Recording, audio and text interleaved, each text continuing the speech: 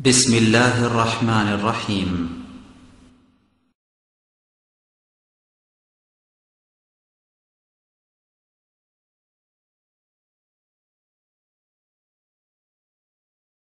إن الحمد لله نحمده ونستعينه ونستغفره ونؤمن به ونتوكل عليه ونعوذ بالله من شرور أنفسنا ومن سيئات أعمالنا من يهده الله فلا مضل له ومن يضلل فلا هادي له وأشهد أن لا إله إلا الله وحده لا شريك له وأشهد أن محمدا عبده ورسوله أما بعد فإن خير الحديث كتاب الله وخير الهدي هدي محمد صلى الله عليه وسلم وشر الأمور محدثاتها وكل محدثة بدعة وكل بدعة ضلالة وكل ضلالة في النار. فقد قال الله تعالى في كلامه المجيد والفرقان الحميد أعوذ بالله من الشيطان الرجيم إن الذين فرقوا دينهم وكانوا شيعا لست منهم في شيء. عن عبد الله بن عمرو رضي الله عنه قال قال رسول الله صلى الله عليه وسلم لا يأتين على أمتي كما أتى على بني إسرائيل حذو النعل بالنعل حتى إن كان منهم من أتى أمه علانية لكان في أمتي من يصنع ذلك وإن بني إسرائيل تفرقت على 72 ملة وتفترق أمتي على 73 ملة كلهم في النار إلا ملة واحدة. قالوا من هي يا رسول الله؟ قال ما أنا عليه وأصحابي. رواه الترمذي بإسناد حسن وفي رواية ما أنا عليه اليوم وأصحابي. عن عبد الله بن مسعود رضي الله عنه قال خط لنا رسول الله صلى الله عليه وسلم خطا ثم قال هذا سبيل الله ثم خط خطوطا عن يمينه وعن شماله وقال هذه سبل على كل سبيل شيطان يدعو إليه ثم وضع يده اليمنى على الأوسط وقرأ وأن هذا صراطي مستقيما فاتبعوه ولا تتبعوا السبل فتفرق بكم عن سبيله ذلك وصاكم به لعلكم تتقون. رواه أحمد بإسناد صحيح.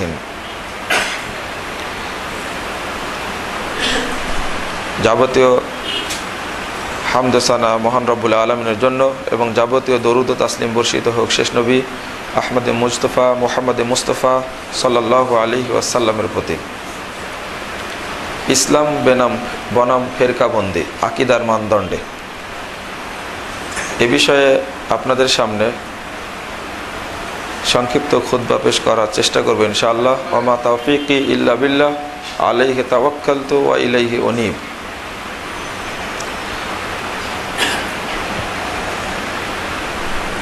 বর্তমানে নয় বরং মুহাম্মদ রাসূলুল্লাহ সাল্লাল্লাহু আলাইহি ওয়াসাল্লামের বিয়োগের পরেই ইসলামের নামে অসংখ্য ভ্রান্ত দলের সৃষ্টি হয়েছে, কিয়ামত পর্যন্ত হতেই থাকবে। এর মৌলিক কারণ আকীদাগত দ্বন্দ্ব, আর আরেকটি অন্যতম কারণ হলো পবিত্র কোরআন ও সহিহ হাদিসের ভুল অর্থ এবং ভুল ব্যাখ্যা। এই দুইটা কারণে এই দলের সূচনা হয়েছে। আম জনতা বা সাধারণ জনগণ যারা, তারা এ বিষয়ে বিভ্রান্তিতে পড়ে যান, কিন্তু খুব গুরুত্বপূর্ণ বিষয় যেগুলো আছে তার মধ্যে অন্যতম গুরুত্বপূর্ণ বিষয় পথ চিনে নেওয়া। আল্লাহ রাব্বুল আলামিন বলেছেন সূরা আনআম 159 নম্বর আয়াত, ইন্নাল্লাযীনা ফাররাকু দীনাহুম ওয়া কানু শিয়াআ যারা দিনকে টুকরো টুকরো করেছে, ওয়াকানু শিয়া, এবং দলে দলে বিভক্ত হয়েছে। লাস্তা মিনহুম ফি শাই, হে মুহাম্মদ সাল্লাল্লাহু আলাইহি সাল্লাম, আপনি তাদের অন্তর্ভুক্ত নন। সূরা আনাম, সূরা আল ইমরান 105 নম্বর আয়াতে আল্লাহ বলছেন, ওয়ালা তাকুনু কাল্লাযীনা তাফাররাকু ওয়াখতালাফু মিন বাদি মা জাআহুমুল বায়িনাত ওয়া উলাইকা লাহুম আযাবুন আযীম। তোমরা তাদের মতো হয়ো না যাদের কাছে স্পষ্ট দলিল আসার পরে, শরীয়ত আসার পরে ইখতালাফু, তারা মতনৈক্য সৃষ্টি করেছে এবং দলে দলে বিভক্ত হয়েছে। তোমরা তাদের মতো হয়ো না, আর এই সমস্ত ব্যক্তিদের জন্য কঠোর শাস্তি অপেক্ষা করছে। মতনৈক্য, বিভক্তি, এর সঙ্গে ইসলামের কোনো সম্পর্ক নেই, এবং এর সঙ্গে মুহাম্মদ সাল্লাল্লাহু আলাইহি সাল্লামেরও কোনো সম্পর্ক ছিল না, যেটা আল্লাহ নিজেই বলেছেন, লাস্তা মিনহুম ফি শাই, যারা দিনকে টুকরো টুকরো করেছে। এই টুকরো টুকরো করার অর্থ কি? এক একজন ইসলামের বা শরীয়তের এক একটি অংশকে গ্রহণ করেছে আর বাকি অংশগুলোকে ত্যাগ করেছে। আর যখনই এটা করা হবে তখন বিভিন্ন শ্রেণী হবে। বাংলাদেশের প্রেক্ষাপটে এক শ্রেণীর মানুষ মনে করেছে যে শুধু ফজিলত বয়ান করাটাই হলো দায়িত্ব। যত ফজিলতের হাদিস, কোরআনের আয়াতগুলো আছে, শুধু এই কাজ এক শ্রেণীর মানুষ করছে। আরেক শ্রেণীর মানুষ মনে করছে মূলত জিকিরের মাধ্যমে অন্তর পরিষ্কার হয়, সুতরাং জিকিরটাই মেন। উঠতে বসতে, মাগরিব পরে, ফজর পরে জিকির করাটাই ভালো। যত জিকিরের আয়াত আছে সব এক জায়গায় করেছে, হাদিসগুলো এক জায়গায় করেছে, করে শুধু জিকিরটাকে গ্রহণ করেছে। আবার এক শ্রেণীর মানুষ মনে করছে না, এটাতেও হবে না, শুধু পীর ভক্তি করো, পীরকে সেজদা করলে আল্লাহকে পাওয়া যাবে। এক শ্রেণীর মানুষ শুধু পীরপন্থী হয়েছে, আর এই মর্মে যত অপব্যাখ্যার দরকার কুরআন এবং সহিহ হাদিসের ততগুলো করে যাচ্ছে।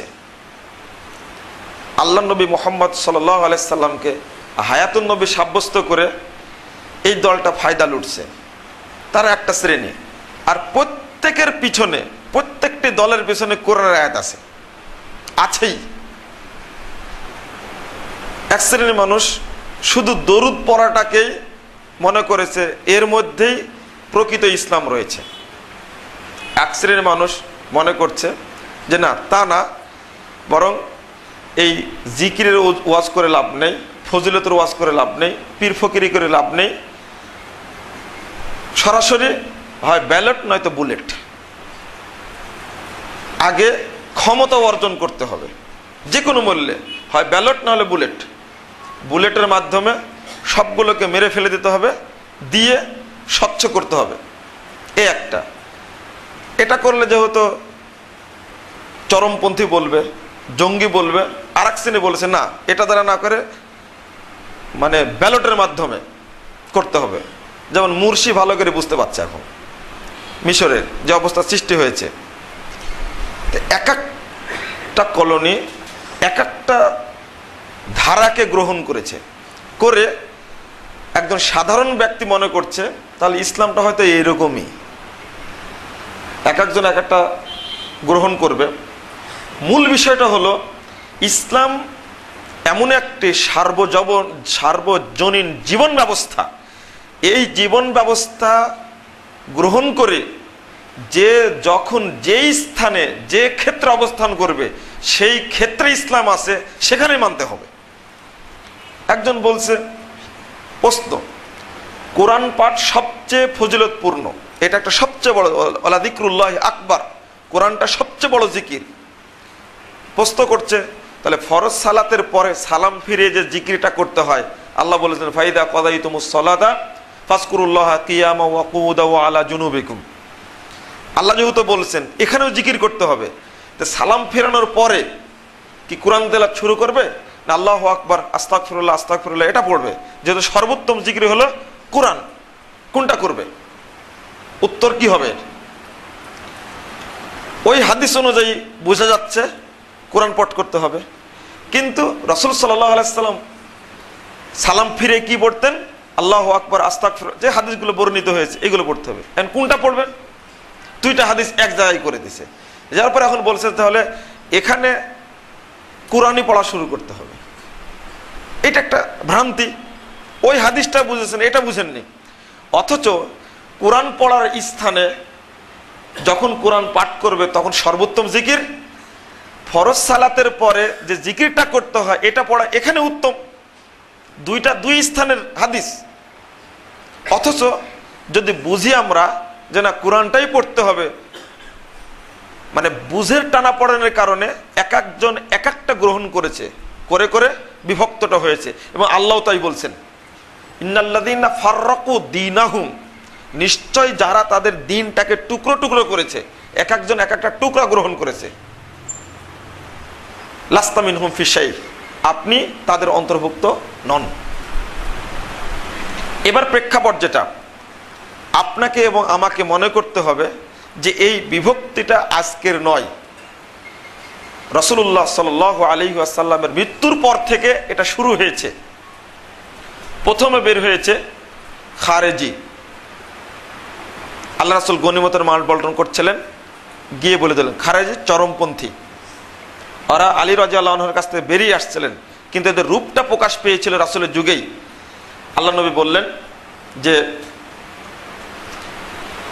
বন্টন করছেন মাল ইয়ামেন থেকে আসা, তখন বলছেন যে ঈদিলিয়া মোহাম্মদ, মোহাম্মদ আপনি ইনসাফ করুন। আল্লাহ নবীকে বলছেন আপনি ইনসাফ করুন। তখন তিনবার বলাতে, এটা সহিহ মুসলিম হাদিস 2523 নম্বর হাদিস, তিনবার বলাতে আল্লাহ রাসূল সহ্য করলেন না। তখন বলছেন যে ফামাইয়াদিল ইল্লা মাআদিল ফিল আরদে, এই বেয়াকুব, জমিনের বুকে পৃথিবীর বুকে আমি যদি ইনসাফ না করি তাহলে ইনসাফ আর কে করবে? উত্তরটা দিয়ে দিলেন। মানে আল্লাহর নবীকে যদি কেউ ইনসাফ করার কথা বলে তাহলে ও যে সঠিক পথে নেই এটা তো পরিষ্কার। এখান থেকে শুরু। রাসূল সাল্লাল্লাহু আলাইহি সাল্লাম বলেছেন, ইবনু মাজাহ 173 নম্বর হাদিস, আল খাওয়ারিজ কিলাবু মিনান নার, অর্থাৎ খারেজিরা জাহান্নামের কুকুর। এটা স্পষ্ট রাসূল সাল্লাল্লাহু আলাইহি সাল্লামের ভাষা। তিরমিজিতেও আসছে হাদিসটা, আহমদেও আসছে হাদিসটা। তাহলে ইসলামের মধ্যে একটা দল থাকবে খারেজি, এতে কোনো সন্দেহ নেই। ইসলামের নাম নেই, এরা জাহান্নামের কুকুর হবে কেন? কুকুর বুঝে না কামড় কাকে দিতে হবে। অনেক ব্যাখ্যা করেছেন মুহাদ্দিস উলামায়ে কেরাম। মাঝখানে আমাদের মাসিক আত্মাহারিকে আগস্টের প্রথম প্রশ্নটা এটা আসছে, ওখানে খাটতে গিয়ে আশ্চর্য একটা বিষয় যে জাহান্নামের কুকুর তারা হবে কেন? হাদিস তো সহিহ। ওই যে মুহাম্মদ রাসূলুল্লাহ সাল্লাল্লাহু আলাইহি সাল্লামকে যে হুমকিটা দিলেন তখনকার এই হাদিস। আরো দুইটা দল সম্পর্কে আসছে, বিস্তারিত আলোচনা পাবেন সিলসিলা সহিয়া। নাসিরুদ্দিন আলবানী রাহিমাহুল্লাহ হাদিসটা নিয়ে আসছেন 2448 নম্বর হাদিস। এর মধ্যে বলছেন লাইরেদানিল আলাইয়াল হাউজা, দুইটা দল, ওয়ালা ইয়াদখুলানাল জান্নাহ, দুইটা দল কিয়ামতের মাঠে হাউস কাউসারের দ্বারে উপস্থিত হতে পারবে না। ওয়ালা ইয়াদখুলানাল জান্নাহ, এবং তারা জান্নাতেও যেতে পারবে না। একটা হলো আল মুরজিয়া ওয়াল কাদারিয়া। আমি সিরিয়াল আসছি, মৌলিক চারটা দল বের হবে। এই দুইটা হাদিস থেকে প্রমাণিত হয় যে একটা মুরজিয়া এবং কাদারিয়া দুইটা দল আছে, এখনো, আগেও ছিল, এখনো আছে, ইসলামের মধ্যেই থাকবে। আল্লাহ রাসূল বলছেন এরা কাউসারের দ্বারে যেতে পারবে না এবং জান্নাতে প্রবেশ করবে না। এটা মুরজিয়া, শৈথিল্যবাদী। আর একটা হলো কাদারিয়া, যারা তকদিরকে অস্বীকার করেছে, তকদিরকে মানেনি। এই দুইটা শ্রেণী জান্নাতও যাবে না, পানিও পান করবে না। তাহলে তিনটা পাওয়া গেল। এই শৈথিল্যবাদীদের একটা অংশ হলো যাদেরকে শিয়া বলা হয়। 448 হিজরিতে মারা গেছেন ইবনু হাজাম আন্দালুসি রাহিমাহুল্লাহ। তার একটা গ্রন্থ, এই গ্রন্থের নাম হলো কিতাবুল ফাসল ফিল মিলাল ওয়াল আহওয়া নিহাল, এই গ্রন্থের প্রথম খণ্ডের 373 পৃষ্ঠা আলোচনা করতে গিয়ে তিনি তার বয়স পর্যন্ত যত ইসলামের নামে দল বের হয়েছিল সমস্ত দলের একটা সামারি টানছেন। টানার পরে তার মন্তব্য বলছেন, অকাত তুসাম্মা বি ইসমিল ইসলাম মিন আজমা জামি ফিরাকে আহলিল ইসলাম আলা আন্নাহু গায়রা মুসলিমিন। বলছে এই সমস্ত দলগুলোর প্রত্যেকটিরই নামকরণ করা হয়েছে ইসলামের নামে, সাবধান, এইগুলোর কোনোটি ইসলামী দল নয়। মিসলু তাওয়াইফা মিনাল খাওয়ারিজ, তার মধ্যে খারেজিদের যতগুলো শাখা আছে একটাও ইসলামী দল নয়। এটা হলো ইবনু হাজার আন্দাসী রাহিমাহুল্লাহর একটা পরিষ্কার উক্তি। যারা খারেজিদের মধ্যে একটা দল নয়, অনেকগুলো দল, যাদেরকে আলী রাদিয়াল্লাহু আনহু একবারে পুড়িয়ে মারছিলেন 3টা অপরাধে। 1 নম্বর অপরাধ ছিল কোরআনের অপব্যাখ্যা করেছে, 2 নম্বর অপরাধ ছিল আলী রাদিয়াল্লাহু আনহুকে আল্লাহর আসনে বসিয়েছে, 3 নম্বর অপরাধ ছিল এদের আরেকটা শ্রেণী যারা মিথ্যা হাদিস তৈরি করেছে। এই কথাটা বর্ণিত হয়েছে, যার মধ্যে ছিল আব্দুল্লাহ বিন সাবা। এটা ইসলাম গ্রহণ করেছিল প্রকাশ্যে, ভিতরে ছিল পাক্কা ইহুদি। এই বদমাশের কারণে এই হত্যাকাণ্ডগুলো ঘটেছে। ওমর রাদিয়াল্লাহু আনহুকে মারছে এরই ষড়যন্ত্রে, ওসমানকে মারা হয়েছে এই ষড়যন্ত্রে, আলী রাদিয়াল্লাহু আনহুর মধ্যে বিভক্ত ঘটেছে এই ব্যক্তি এই ষড়যন্ত্রে, পুড়িয়ে মেরেছিলেন। লিসানুল মিজানের মধ্যে আলোচনাটা আসছে। ইবনু হাজার আসকালানী রাহিমাহুল্লাহ 2 নম্বর খণ্ডের 389 পৃষ্ঠায় বিস্তারিত আলোচনা করেছেন এই মর্মে। তাদেরকে পুড়িয়ে মারার কারণ ছিল মৌলিক এই 3টা কারণ। তারা কোরআনের আয়াতের অপব্যাখ্যা করে যাকে তাকে কাফের সাব্যস্ত করত। ঘটনা ঘটছিল এটাই। ইবনে হাজার আন্দালুসী রাহিমাহুল্লাহ আরেকটি কথা বলেছেন, সেটা হলো শিয়াদের সম্পর্কে। ইন্না দাওয়া শিয়া লাইসাত হুজ্জাতান আলাল কুরআন ওয়া আলাল মুসলিমিন লিআন্না শিয়া গায়রু মুসলিমিন। অর্থাৎ এটা নিয়ে আসছেন আব্দুল করিম শাহরাস্তানি আল মিলাল ওয়ান নিহাল, একটা গ্রন্থ।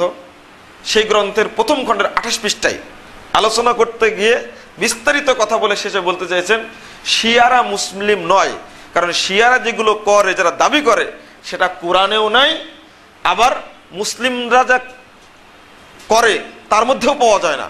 কারণ হলো তারা অমুসলিম। শিয়াদের আরেকটি ফেরকা আছে রাফেজি।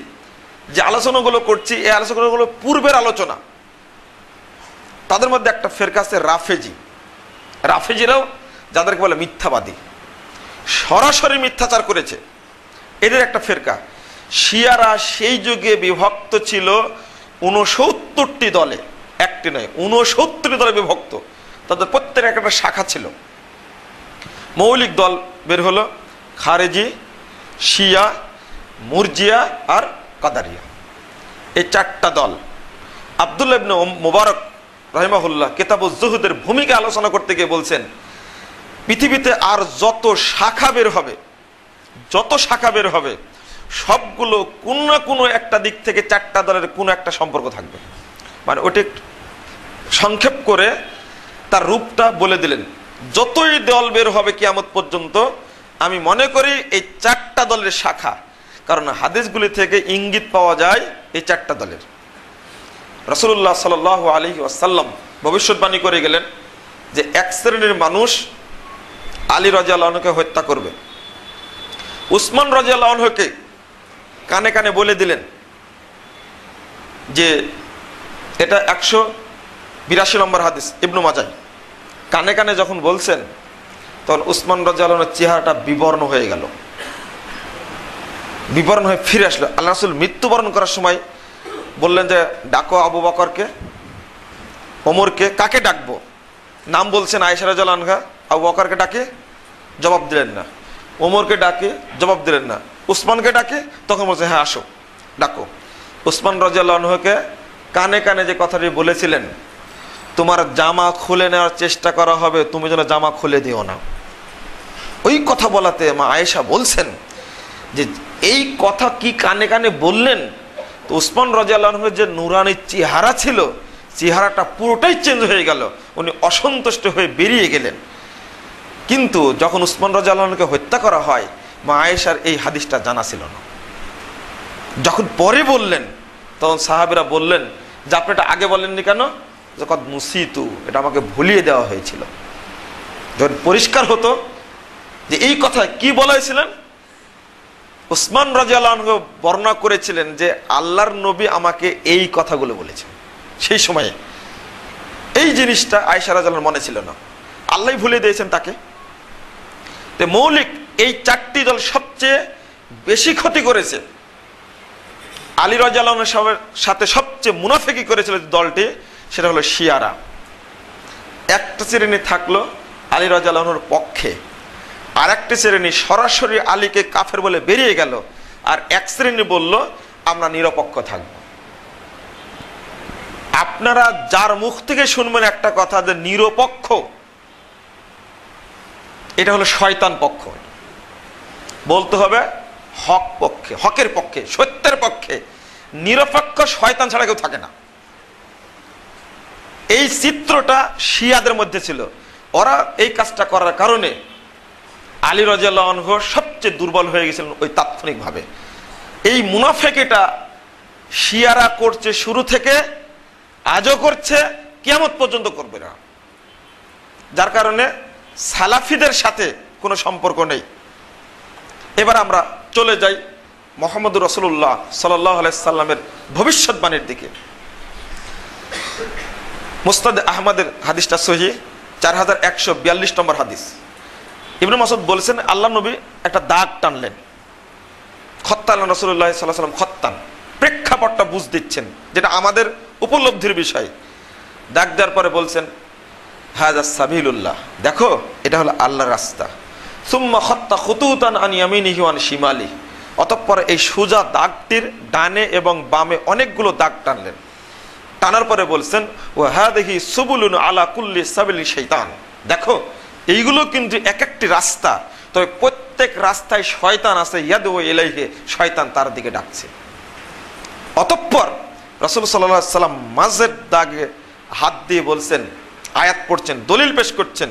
সূরা আনাম 153 নম্বর আয়াতটি পড়ছেন, ওয়া আন্না হাযা সিরাতি মুস্তাকিমান, নিশ্চয় এই সোজা রাস্তাটি আমার রাস্তা, ফাত্তাবিউহু, তোমরা এই রাস্তারই অনুসরণ করবে, ওয়ালা তাত্তাবিউস সুবুল, অন্যান্য রাস্তাগুলোর অনুসরণ করো না, যদি করো ফাতাফাররাকা বিকুম আন সাবিলি, এই আমার রাস্তা থেকে তোমরা বিচ্যুত হয়ে যাবে, তোমরা পথভ্রষ্ট হয়ে যাবে।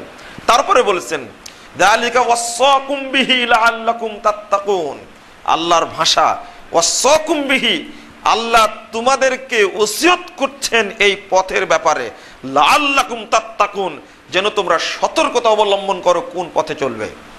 যে কোনো পথে ভর্তি হওয়া যাবে না, যে কোনো পথের জন্য ফর্ম পূরণ করা যাবে না, এই আয়াত প্রমাণ করে।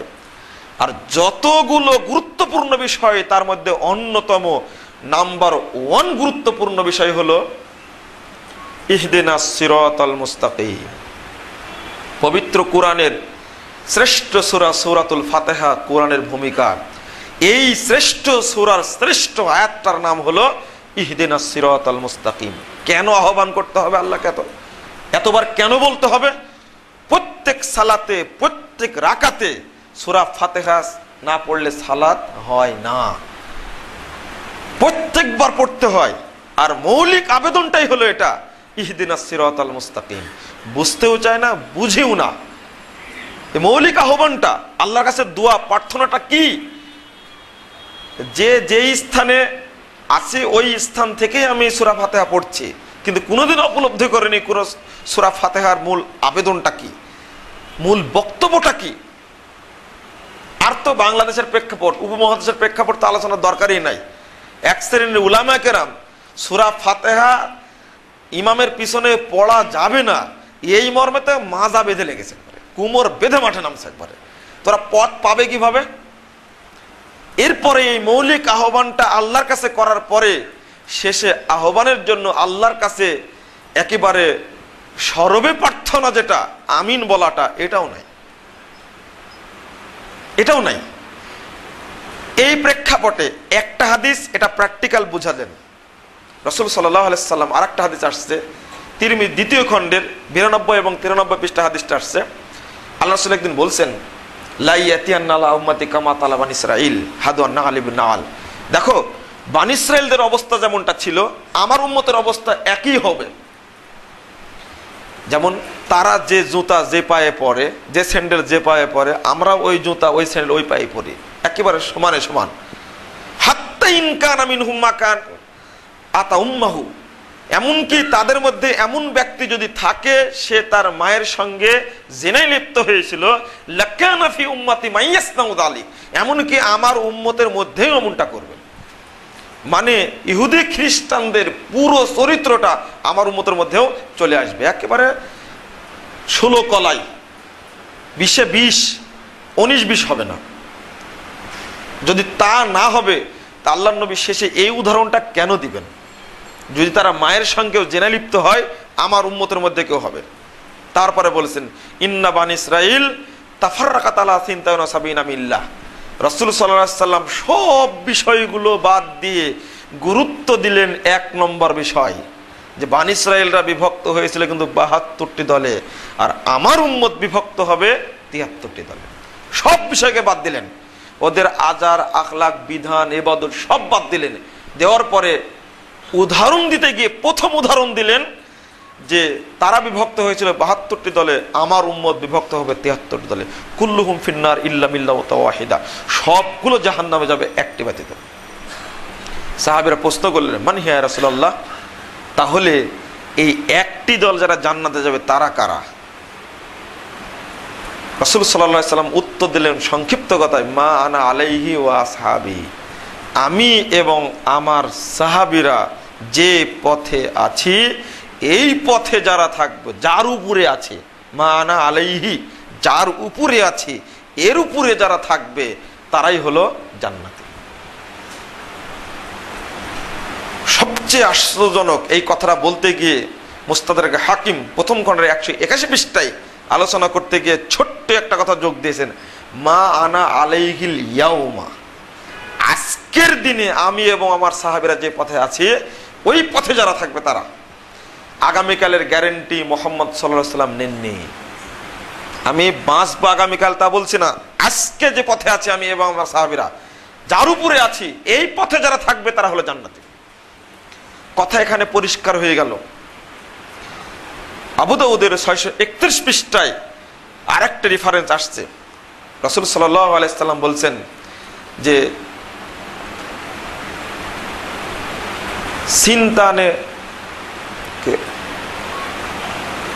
ইহুদিরা বিভক্ত হয়েছিল 71টি দলে, আর খ্রিস্টানরা বিভক্ত হয়েছে 72টি দলে, আর আমার উম্মত বিভক্ত হবে 73টি দলে। সবগুলোই জাহান্নামে যাবে একটা ব্যতীত। ওয়াইন্নাহু সায়াখরুজু ফি উম্মতি আকওয়াম, সাহাবীরা শুনে রাখো, অচিরেই আমার উম্মতের মধ্যে অনেকগুলো ফেরকা বের হবে, ভুয়া দল বের হবে। তাতাজারা বিহিম তিলকা লাহুয়া, এই সমস্ত দলগুলো অনেক ভুয়া বিধান তৈরি করবে, নতুন নতুন মতাদর্শ তৈরি করবে। কামা ইয়াতাজারাল কালাবু বিসাহিবিহি লা ইয়াবকা মিনহু ইলকুন ওয়ালা মাফসুন ইল্লা দাখালাহু, এতই দল বের হবে আর এরা এত বিধান তৈরি করবে, সব জায়গায় বিধানটা সরিয়ে দিবে, ছড়িয়ে দিবে, সব জায়গায় চালু করবে তারা। যেমন শরীরে পক্স বের হলে কোনো জায়গা যেমন বাকি থাকে না, ঠিক ওইভাবে চালু করবে। এখান থেকেও প্রমাণিত হয়, আগে বললেন পথ, পরে বললেন দলের কথা। এই হাদিসে ইঙ্গিত দিলেন বহু আমলও থাকবে বিভিন্ন রকমের। সহিহ বুখারীর 1049 পৃষ্ঠা একটি হাদিস বর্ণিত হয়েছে, এক শ্রেণীর আলেমেও থাকবে এরকম। এই হাদিসটা একাধিকবার আপনারা শুনেছেন। রাসূল সাল্লাল্লাহু আলাইহি ওয়াসাল্লাম বলেছেন, দুআতুন আলা আবওয়াবি জাহান্নাম মান আজাবাহুম ইলাইহা কাদাফু ফিহা। এই হাদিসটা আগের হাদিসের সাথে মিলিয়ে নেন। আল্লাহ নবী বললেন যে প্রত্যেক রাস্তায় শয়তান বসে আছে, সে তার দিকে ডাকছে। এটা হলো মুসনাদ আহমদের হাদিস। সহিহ বুখারীর এই হাদিসটা বিশ্লেষণ করেন, আল্লাহ রাসূল বলছেন যে জাহান্নামের দরজায় দাঁড়িয়ে থেকে বলবে এটা হক পথে দিকে আসো। আল্লাহ রাসূল বলছেন যে তাদের ডাকে সাড়া দিবে সে তাকেই ধরে তারা জাহান্নামে ফেলে দিবে। পাওয়া গেল মৌলিক 4টা জিনিস। আমার আপনার এখন করণীয় কি? আপনি কি ঘৃণা করবেন যে না ইসলামে এত বিভক্তি কেন, দরকার নেই, যে যা পারছে করে যাক, এটা আপনি বিরক্ত হলেন? আর একটা ঘৃণা করছেন, কেউ ঘৃণা করছেন, বিভক্তি হওয়াটা ঘৃণা করছেন, কিন্তু সে সঠিক পথে চলছে। হ্যাঁ, বিভক্তি হওয়াটা খারাপ, আপনি বলতে পারবেন না, প্রশ্ন করতে পারবেন না ইসলামের মধ্যে বিভক্তি কেন, সুতরাং ইসলাম মানা চলবে না। এটা একটা পরীক্ষা। আল্লাহ তো আপনাকে দুনিয়াতে এমনি পাঠাননি, আপনি সব কাজ করতে পারছেন ভালো মতো, আর আপনি পথটা চিনতে পারছেন না। কেন পারছেন না? আপনার বুদ্ধি সব জায়গায় সচেতন, কিন্তু হক পথে চলার ব্যাপারে আপনার বুদ্ধি ভূতা কেন? আপনার বুদ্ধি অকার্যকর কেন? আপনার ব্রেন, আপনার দর্শন, আপনার যুক্তি, আপনার চলাফেরায় মনে হয় যে আপনার মতো জ্ঞানী ব্যক্তি বাংলাদেশে নেই, কিন্তু এক জায়গায় আপনি কাবু কেন? হক পথটা আপনি খুঁজে বের করতে পারেন না কেন? এটা দোষ তো আপনার। আল্লাহ তো এটা করেছেন পরীক্ষার জন্য, আপনাকে চিনে নিতে হবে হক পথ কোনটা। আমরা চিনে নিতে পারিনি। রাস্তা থাকবে অনেকগুলো, দল থাকবে অনেকগুলো, অনেকগুলো ভুয়া আমল থাকবে, আর এর পিছনে আলেমরাও থাকবে। যেহেতু ইঙ্গিত দিয়েছেন মোহাম্মদ রাসূলুল্লাহ সাল্লাল্লাহু আলাইহি সাল্লাম, আল্লাহ বলে দিলেন অনেকগুলো পথ থাকবে, সুতরাং আপনার আমার সিদ্ধান্ত হক পথটা চিনে বের করা। হক পথের কথা বলে গেছেন, ইঙ্গিত দিয়েছেন, দুইটা হাদিসে পাওয়া যায়। সেটা হলো, একটা হলো মা আনা আলাইহি ওয়া আসহাবি, আমি এবং আমার সাহাবীরা যার উপরে আছি তার উপরে যারা থাকবে তারা জান্নাতি। কার উপরে ছিলেন তারা? গণতন্ত্রের উপরে, ধর্মনিরপেক্ষ মতবাদের উপরে? তারা কি ছিলেন কমিউনিজমের উপরে? আরো যারা তরিকতের উপরে ছিলেন? এক বাক্যে মুহাম্মদ সাল্লাল্লাহু আলাইহি ওয়াসাল্লাম সরাসরি ওহী পবিত্র কুরআন এবং সহিহ হাদিসের উপরে ছিলেন। আর এরপরে যেগুলো তৈরি হয়েছে সেগুলো পরে 37 হিজরিতে তৈরি হয়েছে। এই প্রকাশ পেয়েছে চারটি দলের, খারেজি, শিয়া, মুরজিয়া, কাদারিয়া, চারটা শেষ। এরপরে তৃতীয় শতাব্দী হিজরিতে প্রকাশ পেয়েছে সুফিবাদ, যাকে চারটি ফেরকায় তৈরি করা হয়েছে, মারেফত, হকিকত, শরীয়ত আর তরিকত। এই চারটা তৈরি হয়েছে। চতুর্থ শতাব্দী হিজরিতে তৈরি হয়েছে আরো চারটা, হানাফি, শাফি, মালিকি, হাম্বলি। এরপরে উপমহাদেশে তৈরি হয়েছে অনেকগুলো, সবগুলো পরে তৈরি হয়েছে। এখন আপনি আমাকে বলছেন যে আপনি কোন মাযহাবের, আপনি কোন তরিকার, আপনি কোন দলের? আপনার উত্তর কি? মুহাম্মদ রাসূলুল্লাহ সাল্লাল্লাহু আলাইহি সাল্লাম এবং সাহাবা কেরাম তারা কি হানাফি ছিলেন? হ্যাঁ, দলিল যদি পেশ করেন যে ইব্রাহিম হানাফি ছিলেন, মুহাম্মদ সাল্লাল্লাহু আলাইহি ওয়াসাল্লাম হানাফি ছিলেন, ওয়া উমিরু ইল্লা লিয়াবুদুল্লাহ মুখলিসিনা লাহুদ্দিন হুনাফা, ওখানে ব্যবহার করা হয়েছে। ইব্রাহিম আলাইহিস সালাম বললেন কি, ইন্নী ওয়াজ্জাহাতু ওয়াজহি লিল্লাযী ফাতারাস সামাওয়াতি ওয়াল আরযি হানিফা ওয়া মা আনা মিনাল মুশরিকিন। ইব্রাহিম বলেছেন যে তিনি হানাফি ছিলেন। এটার মূর্খতা এগুলো, জানে না। এটা কেচ্চা, শুনেন, কেচ্চা। কেচ্চাটা রচিত হয়েছে একটা মানদণ্ডের গ্রন্থে। যখন আবু হানিফা জন্ম নিলেন তখন ওনার দাদা নিয়ে চলে গেলেন আলী রাদিয়াল্লাহু আনহুর কাছে। আলী রাদিয়াল্লাহু আনহু তখন মাথায় হাত বুলিয়ে দোয়া করে দিলেন। এটা কোন শ্রেণীর গাধা এই গল্প করতে পারে? আলী রাদিয়াল্লাহু আনহুর মৃত্যু হয়েছে 40 হিজরিতে, আর আবু হানিফার জন্ম হয়েছে 80 হিজরিতে, 40 বছর পরে। এই গল্প কিভাবে হয়? না, গল্প আপনারাও শুনেন। সিরিয়াতে যখন আল্লাহ রাসূল গেলেন তখন একটা গল্প যাচ্ছিলেন, ইহুদি আলেম বুঝতে পারলেন যে কি ব্যাপার, মেঘ চলছে পিছনে পিছনে, কারণটা কি? খুঁজে বসালেন, আলামত পেয়ে বললেন। তখন ইহুদি পণ্ডিত বললেন যে ঠিক আছে, তোমাকে ফেরত নিয়ে যাও, একে যদি বুঝতে পারে তাহলে মেরে ফেলে দিবে। ইহুদি পিছনে চলে গেল, যার পরে দেখছে খতমে মোহর, যেটা নবুয়ত দেখতে পেলেন। দেখার পর নিশ্চিত হলেন ইনি হবেন শেষ নবী। ফেরত পাঠালেন। সেই ফেরত পাঠালেন কার সাথে? আলী রাদিয়াল্লাহু আনহুর সাথে, কারণ শক্তিশালী মানুষ ছিলেন। নিয়ে চলে আসলেন। দিব্যি গল্প করছে, কিন্তু একটুকু হিসাব করেনি যে আলীর জন্ম কখন আর এই ঘটনা ঘটে কখন, একটুকু হিসাব করেনি। এটা হলো আমাদের মানে বুদ্ধি। না হলে কি কোরআনের আয়াতের অর্থ বলতে পারে এটা? এই যে যেহেতু বলছে হানাফি মাযহাবের অনুসরণ করতে হবে, ইব্রাহিম আলাইহিস সালাম জাতির পিতা, সুতরাং তিনি হানাফি ছিলেন, মুহাম্মদও হানাফি ছিলেন, আমাদেরকে হানাফি হতে হবে, এই যে একটা কথা এমনি চালু আছে সমাজে। যদি আপনি হিসাব নেন যে আপনি কি হবেন বা কি মুহাম্মদ রাসূলুল্লাহ সাল্লাল্লাহু আলাইহি ওয়াসাল্লাম সাহাবা একরাম কি ছিলেন, এটা যদি হিসাব করেন, একটা জিনিসে এক বাক্যে উত্তর আপনি দেন, আল্লাহর নবী এবং সাহাবা কেরাম যে বিধান মেনে তারা কামিয়াব হয়েছেন, আমরাও সাধারণ মুসলিমরা ওই বিধান মেনেই কামিয়াব হতে চাই। উত্তর শেষ। কিন্তু এখানে ভাগ করা হলো বিভিন্ন ভাগে।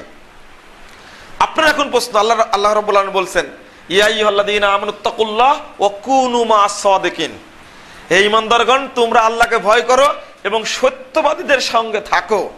কার সাথে থাকবেন আপনি? এটা একটা প্রশ্ন। এই প্রশ্ন আজকের নয়, বহু আগের। কেউ বলছেন সালাফি, কেউ বলছেন আনসারুস সুন্নাহ, কেউ বলছেন আহলুস সুন্নাহ, কেউ বলছেন আহলে হাদিস, কেউ বলছেন আহলুল হাদিস, কেউ বলছেন আনসারুস সুন্নাহ। এই নামগুলো প্রচলিত আছে। পুরোটাই সালাফি বলতে হবে, এই মর্মে কোনো হাদিস নাই। জাকির নায়েক বলছেন বলাটা মুবাহ, মুবাহ বলছেন, মুবাহ। যেহেতু হাদিসেই নাই, মুবাহ বলতে হবে কেন? এই প্রশ্নটা আজকে দেখা দিয়েছে, আজকে দেখা দিয়েছে প্রশ্নটা, নাই প্রশ্নটা আগে দেখা দিয়েছে। আজকে আমরা একটা কথা যদিও বলা হচ্ছে যে মুসলিম বলতে হবে প্রত্যেককে, আর অন্য কিছু বলতে হবে না, শুধু মুসলিম বলে পরিচয় দিতে হবে, প্রত্যেকেই মুসলিম, এটা কোনো সন্দেহ নেই। মুসলিমই পরিচয়, জাতিগত পরিচয় আমার মুসলিম। কিন্তু রাসূলুল্লাহ সাল্লাল্লাহু আলাইহি সাল্লাম বললেন আমার উম্মতরাই, এই মুসলিমরাই বিভক্ত হবে ৭৩টি দলে, সবগুলো জাহান্নামে যাবে একটি ব্যতীত। সেটা কারা? মানহুম, তাদের নাম কি? এই প্রশ্নের উত্তর এখন খুঁজতে হবে না আগে যেতে হবে? এই হাদিসটা মুহাম্মদ রাসূলুল্লাহ সাল্লাল্লাহু আলাইহি সাল্লাম বলেছেন, আপনি খুঁজতে যান এই প্রশ্নের উত্তর কি হবে। নাম তো আসছে বৈশিষ্ট্যগত। আজকে এক ভাই আমাকে হাত একটা কার্ড ধরা দিলেন, দেখলাম ওখানে লেখা আছে মহিউদ্দিন ফারাজি। ওই ফারাজি কি জন্য হলো উনি হয়তো জানেন না, ইতিহাস খুঁজে দেখতে হবে তো ফারাজি কেন বলা হয়, একটা কারণ আছে তো ফারাজি বলার। আগে বলতো রফাদানি, যে আমার গ্রামের নামটা হলো হেদাতি পাড়া, আমার গ্রামের, যেটা আমি মুজাফফর বিন মুহসিন বলছি, আমার গ্রামের নামই হলো হেদাতি পাড়া, আর পার্শ্বের পাড়াগুলোকে বেদাতি পাড়া বলা হয়। এখন বুঝে না, আমার গ্রামের মানুষ যেমন হেদাতি শব্দের অর্থ বুঝে না, পার্শ্বের গ্রামের লোক তেমনি বেদাতি শব্দের অর্থ বুঝে না। অতি বাস্তব। কেন? এটা বৈশিষ্ট্যগত কারণে হয়েছে, সেটা পরে। আগে খুঁজুন যে মুসলিমরা বিভক্ত হবে ৭৩টি দলে, একটি দল জান্নাতে যাবে, সবগুলো জাহান্নামে যাবে, এই দলটার নাম কি? যদি আমাকে বলেন যে তাহলে আগের লোকজন কি বলেছেন, উত্তরটা কি হবে এর? চলেন আগের জনগণ কি বলেছেন এই হাদিস পড়ে। রাসূলুল্লাহ সাল্লাল্লাহু আলাইহি সাল্লাম বলেছেন লা তাযালু তায়ফাতুম মিন উম্মতি যাহিরিনাল হক লা ইয়াদুররুহুম মান খাযালাহু হাত্তা ইয়াতামরুলাহুম কাযালিক। সহিহ মুসলিমের ২য় খণ্ডের ১৪৩ পৃষ্ঠা হাদিস, যে সর্বদা একটি দল হকের উপরে বিজয়ী থাকবে, বিরোধীরা তাদের ক্ষতি করতে পারবে না, কিয়ামত পর্যন্ত ওরা ওইভাবেই থাকবে। তারা কারা? নাসিরউদ্দিন আলবানী সিলসিলা সহিহার মধ্যে ২৭০ নম্বর হাদিসটা উল্লেখ করেছেন, করে ৯ পৃষ্ঠা আলোচনা করেছেন। এত পৃষ্ঠা কোনো আলোচনা করেননি। আপনি খুলেন সিলসিলা সহিহা ৪৭৮ পৃষ্ঠা থেকে শুরু করেছেন আলোচনা, ৯ পৃষ্ঠা আলোচনা করেছেন ২৭০ নম্বর হাদিসে এই হাদিসটা, যে হকপন্থী কারা। প্রশ্ন আসে যে মুসলিমরাই যদি ভাগ হয় ৭৩টি দলে, তাহলে যে দলটা জান্নাতে যাবে দলের নাম কি? উত্তর কি হবে? মুসলিম।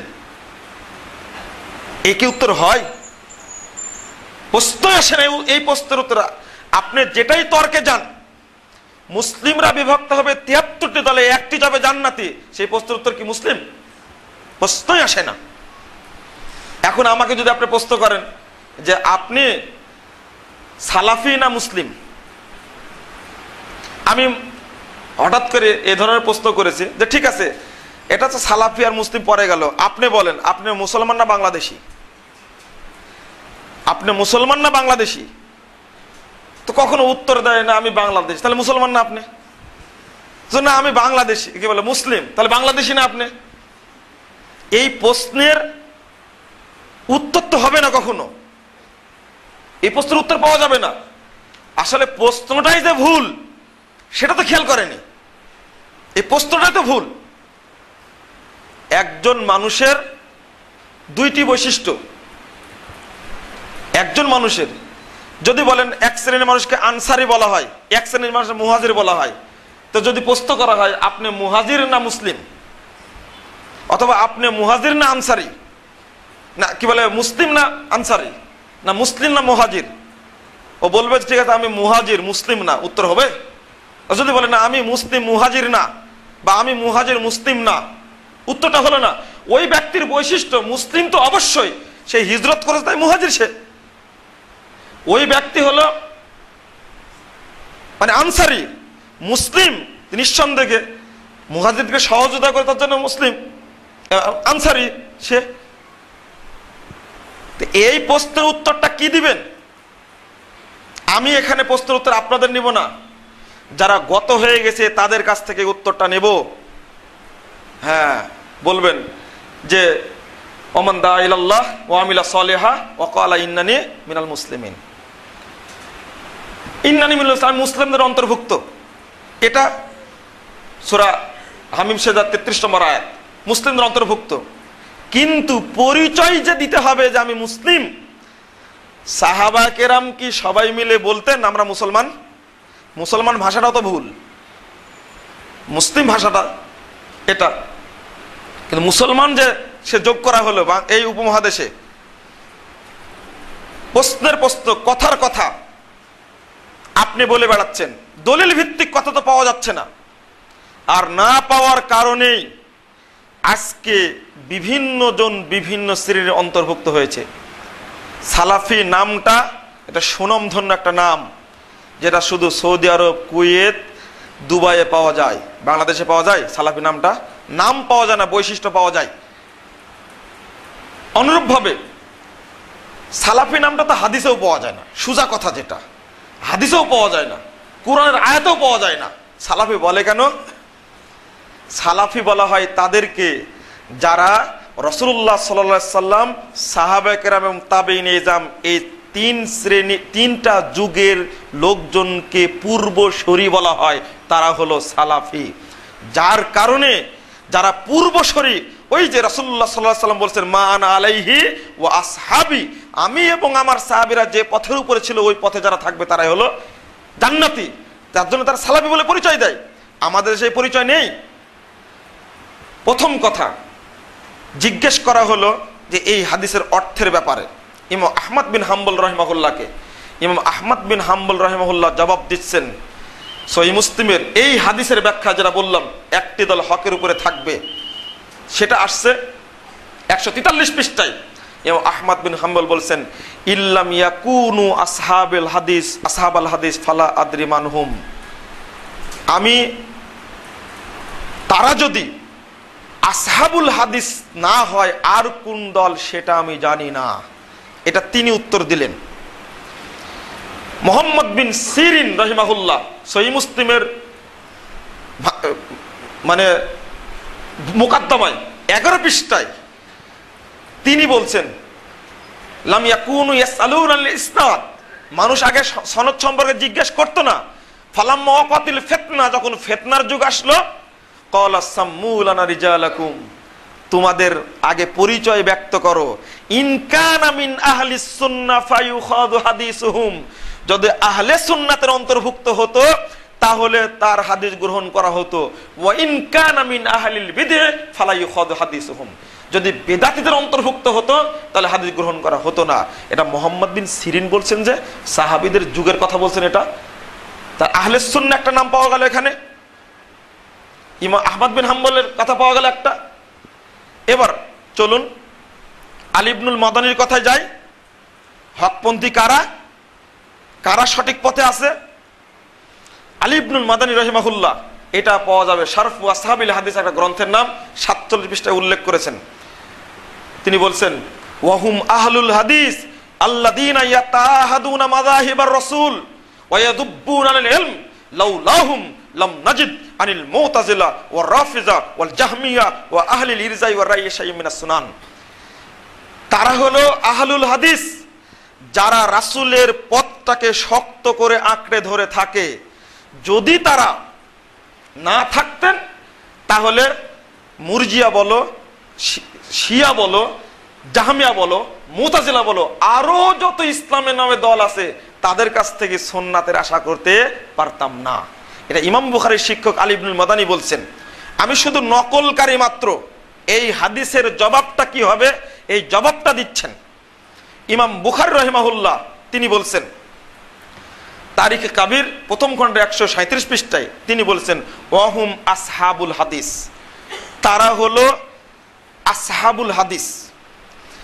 ইমাম বুখারী রাহিমাহুল্লাহ আরেক জায়গায় বলছেন, সহিহ বুখারীর তরজমাতুল বাবের মধ্যে নিয়ে আসছেন দ্বিতীয় খণ্ডের 1078 পৃষ্ঠায় তিনি বলছেন ওয়াহুম আহলুল ইলম, তারা হলো ইলমের অনুসারী। আর এই যুগে নাসিরউদ্দিন আলবানী রাহিমাহুল্লাহ ওই যে সিলসিলা সহিহা 270 নম্বর হাদিসের আলোকে তিনি এসে বলছেন লা মুনাফাতা বাইনাহুমা, অর্থাৎ আসহাবুল হাদিস আর আহলুল ইলম দুই জায়গায় দুই কথা বুখারী বললেন, এই দুইটার মধ্যে কোনো বৈপরীত্য নাই। লিআন্না আহলাল ইলম ওয়া হুম আসহাবুল হাদিস, যারাই ইলমের অনুসারী তারাই হলো আসহাবুল হাদিস। একটার পর একটা। এখন যদি কোনো ব্যক্তি বলে যে মানুষকে আহলে হাদিস তৈরি করতে হবে, তাহলে নিঃসন্দেহে এটা ফেরকা। যে না, যিনি কুরআন এবং সহিহ হাদিসের পথে আসবেন তার নাম সালাফি হতে পারে 1 নম্বর, তার নাম আহলে সুন্নাহ হতে পারে, তার নাম আসহাবুল হাদিস হতে পারে, তার নাম আহলুল ইলম হতে পারে। ইবনু তাইমিয়া বলছেন, আল্লাহর নবীর ভাষা অনুযায়ী বলছেন যে সবগুলো জাহান্নামে যাবে, একটা যাবে জান্নাতে। আল্লাহর নবী উত্তরে দিলেন ওয়াহিয়াল জামাআহ, সেটা হলো ঐক্যবদ্ধ দল। রাসূলের ভাষায় দুইটা পাওয়া গেল, এই দলের পরিচয় রাসূলের ভাষায় দুইটা পাওয়া গেল। 1 নম্বর বললেন মা আনা আলাইহি ওয়া আসহাবি, আমি এবং আমার সাহাবীরা যে পথে আছে এই পথ। তিরমিজির হাদিস এটা। আবু দাউদের হাদিস, তিনি পরিচয় দিয়েছেন ওয়াহিয়াল জামাআহ, সেটাই হলো একটি জামাতবদ্ধ দল। জান্নাতি দল কারা, তাদের প্রশ্নের উত্তরে আল্লাহর নবী দুইটি বলেছেন। আল্লাহর নবী বলেননি যে মুসলিম তারা, বলেননি এটা। এটা আমি তো রাসূলের হাদিস দ্বারা দলিল দিচ্ছি। এরপরে এই জামাত থেকে আহলে সুন্নাহ ওয়াল জামাআহ কথাটা আসছে, কারণ মুহাম্মদ বিন সিরিন বলছেন আহলে সুন্নাহ, রাসূলের ভাষায় পাওয়া হচ্ছে আহলুল জামাআহ। আর সবাই এক বাক্যে পরিচয় দেয় আহলে সুন্নাহ ওয়াল জামাআহ। যদিও বা বিড়িখোর নিজেকে যেমন আহলে হাদিস পরিচয় দেয়, যেমন তেমনি একটা মাযহাবী কবর পূজারী, পীর পূজারী, মুশরিক ব্যক্তি পরিচয় দিচ্ছে আহলে সুন্নাহ বলে। দিচ্ছেন না এখন? এটা তো আপনারা জানেন, আহলে সুন্নাহর পরিচয় দিচ্ছে। মৌখিক পরিচয় না, এটা বৈশিষ্ট্যগত পরিচয়। তোর বৈশিষ্ট্য কি? নিজে পরিচয় দিচ্ছে আহলে সুন্নাহ বলে, নিজে পরিচয় দিচ্ছে আহলে সুন্নাহ বলে, আর কবরে যা সেজদা করছে। নিজে পরিচয় দিচ্ছে আহলে হাদিস বলে, অথচ নিজে মদখোর, গাঁজাখোর, এক ওয়াক্ত সালাত আদায় করে না। তাকে কি আহলে হাদিস বলা যাবে? না, ওর বৈশিষ্ট্য নয়, নামগুলো বৈশিষ্ট্যগত। আমি মানে আপনারা কার সাথে থাকবেন এই উত্তরের কথা বলছি। এগুলো রাসূলের মুখ থেকে দুইটা উত্তর বেরিয়ে আসলো, মা আনা আলাইহি ওয়া আসহাবি। আমরা জানি সাহাবায়ে কেরাম, মুহাম্মদ রাসূলুল্লাহ সাল্লাল্লাহু আলাইহি ওয়াসাল্লাম এবং সাহাবায়ে কেরাম ওহীর উপরে ছিলেন। আজকে আপনি ওহীর উপরে থাকেন। ওয়াহিয়াল জামাআহ কথা উল্লেখ করেছেন, কারণ একটা জামাতবদ্ধ দল থাকবে। জামাতের অর্থ কি? যে দলের লোক সংখ্যা বেশি তারা। ইবনে মাসউদ উত্তরটা দিয়ে দিলেন। ইবনে মাসউদ তার বন্ধুকে বলছে, তুমি কি হাদিসের অর্থটা বুঝেছো? বুকে থাবা দিয়ে বলছেন, ফাইনাল জামাআহ মা ওয়াফাকাল হাক্কা ইন কুনতা ওয়াহদাক। যদি জামাত হলো তাই যেটা হকের সাথে মিল রয়েছে, যদিও ওই দলের সদস্য তুমি একজন হও, বাংলাদেশে যদি কেউ না থাকে, কোরআন এবং সহিহ হাদিস হকের উপরে যেটা আছে সেটাই হলো জান্নাতি দল, এবং ওই একজন ব্যক্তি জান্নাতি ব্যক্তি, আল্লাহ ঠেকা পড়েনি। এখন যে প্রশ্নটা আসছে, আমাকে হক কথা বলছি, প্রশাসন নাম দিয়ে গ্রেফতার করছে, অথচ আমার আকীদাটা খুঁজে দেখেনি। আপনারা জানেন বিগত একটা সময় গেছে, এই সময়ে আমাদেরকে চরম হয়রানি করা হয়েছে শুধু দাওয়াতি কথা বলার কারণে, অথচ খুঁজে পাওয়া গেছে। আপনারা একটা জিনিস জানেন, বাংলাদেশের প্রশাসন একটা জিনিসকে উপলব্ধি না করে, না বুঝে, পার্থক্য হয়ে গেল দুইটা জিনিসের। একজন 25 বছরের দীর্ঘ প্রফেসর দাওয়াতি কাজ করে আসছিলেন, ডক্টর গালেবের নামটা আপনারা সবাই জানেন। 3 বছর 6 মাস 6 দিন তার কারারুদ্ধ করা হয়েছে। এটা ছিল সহি দাওয়াতের বিরুদ্ধে একটা বড় একটা চক্রান্ত এবং ষড়যন্ত্র ছিল, যা প্রমাণ হয়েছে।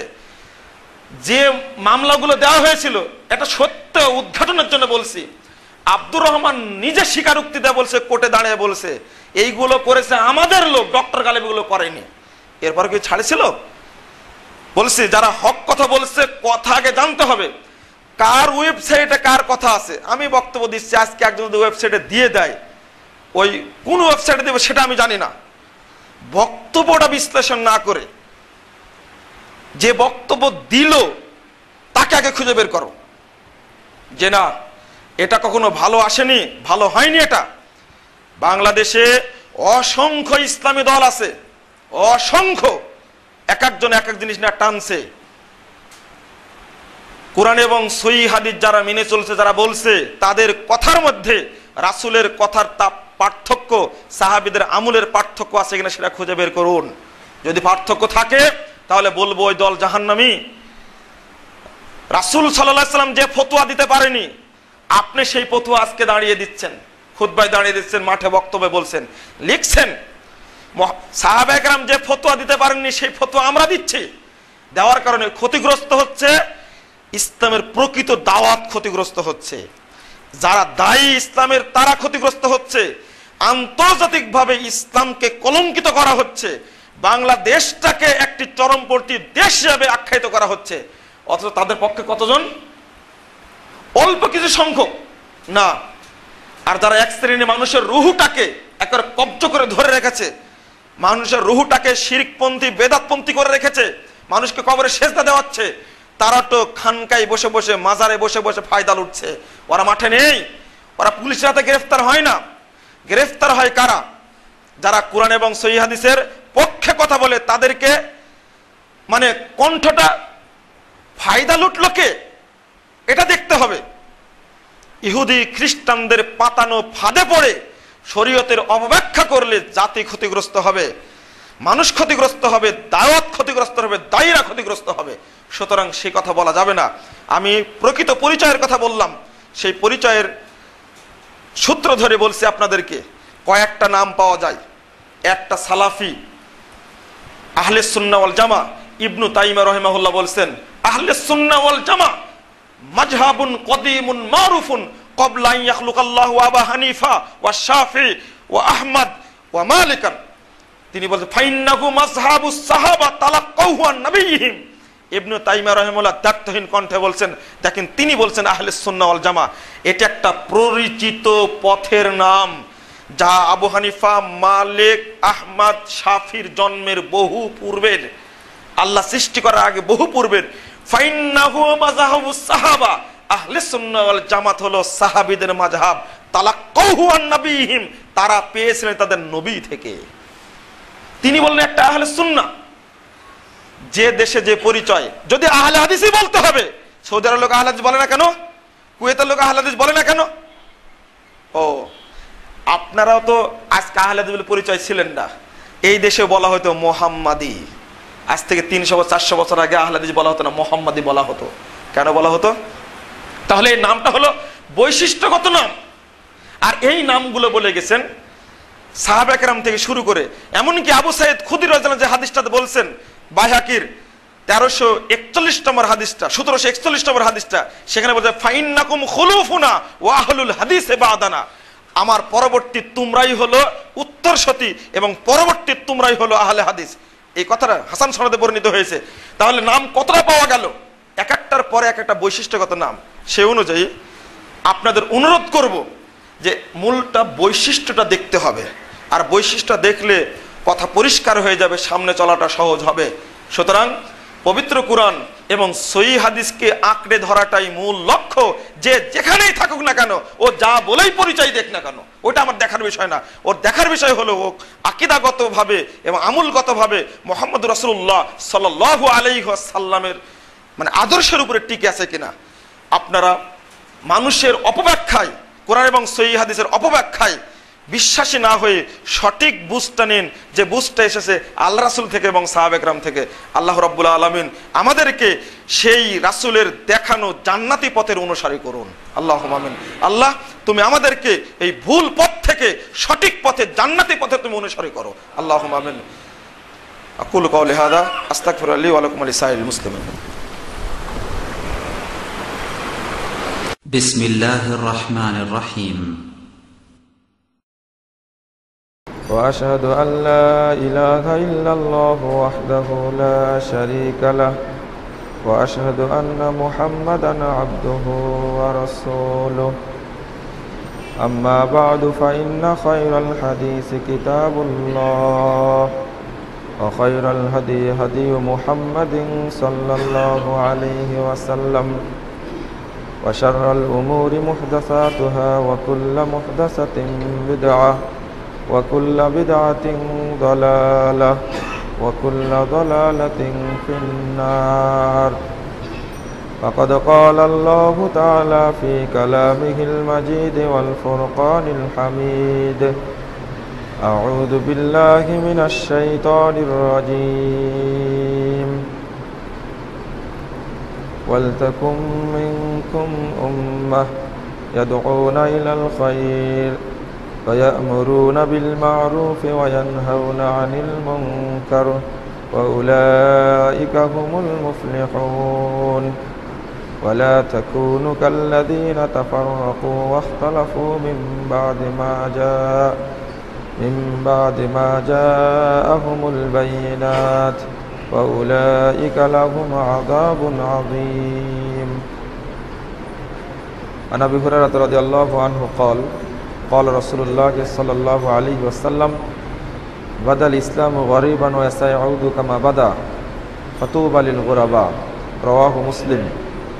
وفي رواية لأحمد بإسناد صحيح: وهم الذين يصلحون ما أفسد الناس من بعد من سنته. যাবতীয় হামদ সানা মহান রব্বুল আলামিনের জন্য এবং যাবতীয় দরুদ ও তাসলিম বর্ষিত হোক শেষ নবী আহমদ মুস্তাফা মুহাম্মদ মুস্তাফা সাল্লাল্লাহু আলাইহি ওয়াসাল্লামের প্রতি।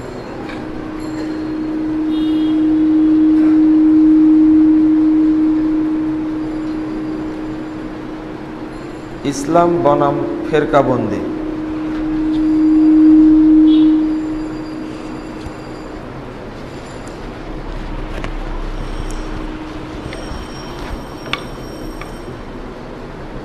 ইসলাম বনাম ফেরকাবন্দি এই শিরোনামে সংক্ষেপে আপনাদের সামনে খুতবা পেশ করার চেষ্টা করব ইনশাআল্লাহ। আমা তাওফীকি ইল্লা বিল্লাহ আলাইহি তাওয়াক্কালতু ওয়া ইলাইহি উনীব। আল্লাহ রাব্বুল আলামিন মানব জাতিকে হেদায়েতের পথ দেখানোর জন্য একটি গাইড বুক বা পথ নির্দেশিকা সরাসরি আসমান থেকে পাঠিয়েছেন, আর হাতে কলমে শিক্ষা দেওয়ার জন্য তার সাথে মানুষ শ্রেণীর মধ্য থেকে তিনি একজন ব্যক্তিকে নির্বাচিত করেছেন।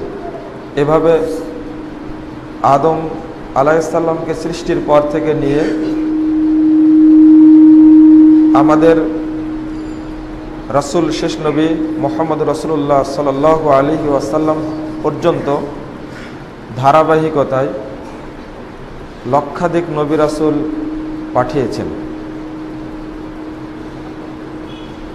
ইতিপূর্বেও আল্লাহর রাস্তা থেকে, পথ থেকে মানুষ বিচ্যুত হয়ে পথভ্রষ্ট হয়েছে। আমাদের নবীর সময় থেকেও একই অবস্থা। এজন্য ইসলামের সাথে, সোজা সরল পথের সাথে ফেরকাবন্দি, ইখতিলাফ, মতভেদ, মতানৈক্য এগুলো কোনো সম্পর্ক নেই। কিন্তু দুঃখের বিষয় হলো, বিপাকে পড়েছে সাধারণ মানুষ, আমজনতা। উলামায়ে কেরাম মতানৈক্য করে, আর এই মতানৈক্যের ঝালটা চাকতে হয় সাধারণ মানুষকে, যেটা সমাজে বর্তমান বাস্তবতা। কিন্তু উলামায়ে কেরামের যেমন পরস্পরের ইখতিলাফের অভ্যাস আছে, তেমনি আমাদের বা আপনাদেরও গুরুত্ব আছে সঠিকটা বেছে নেওয়া, বাছাই করে নেওয়া। আল্লাহ রাব্বুল আলামিন বলছেন সূরা আনাম 159 নম্বর আয়াত, ইন্নাল্লাযীনা ফাররাকু দীনাহুম ওয়া কানু শিয়াআ লাস্তা মিনহুম ফি শাই। নিশ্চয় যারা দিনকে টুকরো টুকরো করেছে, ওয়া কানু শিয়াআ, এবং দলে দলে বিভক্ত হয়েছে, লাস্তা মিনহুম ফি শাই, হে মুহাম্মদ সাল্লাল্লাহু আলাইহি সাল্লাম, আপনি তাদের অন্তর্ভুক্ত নন। আর দলে দলে বিভক্ত কেন হয়, মতনৈক্য কেন করেছে? সূরা শুরা 14 নম্বর আয়াতে তার জবাব দিচ্ছেন, ওমা তাফাররাকু ইল্লা মিন বাদি জাহুমুল ইলমু বাগিয়াম বাইনাহুম। তারা মতপার্থক্য করেছে তাদের কাছে দলিল আসার পরে, বাগিয়াম বাইনাহুম, পরস্পরের জিদের কারণে, হিংসার কারণে, অন্য কোনো কারণ এখানে নেই। আমার পক্ষ থেকে শরীয়ত যাওয়ার পরে কেন এটা হবে? তবে আল্লাহ রাব্বুল আলামিন বলেছেন, রাসূল সাল্লাল্লাহু আলাইহি সাল্লাম ভবিষ্যৎবাণী করেছেন যে মানুষ দলে দলে বিভক্ত হবে। বিভক্ত হওয়াকে আপনি বন্ধ করতে পারবেন না, বিভক্ত হওয়াকে আপনি বন্ধ করতে পারবেন না, তবে বিভক্ত হওয়াকে ঘৃণা করতে হবে, বিরক্ত বোধ করলে হবে না। কারণ হবে যে, সূরা আনাম 153 নম্বর আয়াতে আল্লাহ রাব্বুল আলামিন বলছেন, অবশ্য একটা শানে নজুল সহ আয়াতটা কেন নাজিল হলো, প্রথমে পথ দেখায় আপনাদেরকে। ইবনে মাসউদ বলছেন, হাদিসটা বর্ণিত হয়েছে মুসনাদে আহমদ 4142 নম্বর হাদিস। ইবনে মাসউদ রাদিয়াল্লাহু আনহু বলছেন যে খত্তালান রাসূলুল্লাহ সাল্লাল্লাহু আলাইহি ওয়াসাল্লাম খত্তান, একদিন আল্লাহর নবী একটা দাগ টানলেন, সোজা দাগ টানলেন। টানার পরে বলছেন, হাযা সাবিলুল্লাহ, দেখো এটা কিন্তু আল্লাহর রাস্তা। সুম্মা খাত্তা খুতুতান আন ইয়ামিনিহি ওয়া আন শিমালি, অতঃপর দাগটি ডানে এবং বামে অনেকগুলো দাগ টানলেন। এরপরে বলছেন, ওয়া হাযিহি সুবুলুন আলা কুল্লি সাবিল শাইতান, দেখো এইগুলো কিন্তু এক একটা রাস্তা, তবে প্রত্যেক রাস্তায় শয়তান বসে আছে। ইয়াদু ইলাইহি, সে শয়তান তার দিকে ডাকছে। এটা হলো মানুষ শয়তান। শয়তান দুই ধরনের, মিনাল জিন্নাতে ওয়ান নাস। আপনারা সূরা নাসের মধ্যে পড়েছেন, ধোঁকা দেয় অন্তরে দুই শ্রেণীর মানুষ, একটা জিন শয়তান, একটা মানুষ শয়তান। এটা হলো মানবরূপী শয়তান, রাস্তায় বসে আছে, সে তার দিকে ডাকছে। এবার প্রমাণ পেশ করার জন্য রাসূল সাল্লাল্লাহু আলাইহি সাল্লাম আয়াতটা পাঠ করলেন, সোজা দাগটির উপরে তার হাতটি রেখে বলছেন, কুল ওয়া আন্না হাযা সিরাতি মুস্তাকিমান ফাত্তাবিউহু ওয়া লা তাত্তাবিউস সুবুল। হে মুহাম্মদ সাল্লাল্লাহু আলাইহি সাল্লাম, আপনি বলুন, এই সোজা সরল রাস্তাটি আমার রাস্তা, তোমরা এই রাস্তারই অনুসরণ করো। ফাত্তাবিউহু, তোমরা কেবল এই রাস্তারই অনুসরণ করবে। ওয়ালা তাত্তাবিউস সুবুল, অন্যান্য রাস্তার অনুসরণ করো না। ফাতাফাররাকা বিকুম আন সাবিলি, যদি অন্যান্য রাস্তায় অনুসরণ করো এই রাস্তাটি থেকে তোমরা পথভ্রষ্ট হয়ে যাবে। যালিকা ওয়াসাকুম বিহি লাআল্লাকুম তাত্তাকুন, কোন পথে চলবে এই জন্য যেন তোমরা সতর্কতা অবলম্বন করো, ভয় করো, যেন যে কোনো রাস্তায় যেন পা না দাও। এই হাদিস প্রমাণ করে এবং কোরআনের আয়াত প্রমাণ করে যে একটি হক পথের পাশাপাশি অসংখ্য বাতিল পথ থাকবে। এটা প্রমাণিত হয়, অসংখ্য বাতিল পথ থাকবে। হক পথ একটা দাগ দিলেন আর বাতিল পথ অনেকগুলো দেখালেন।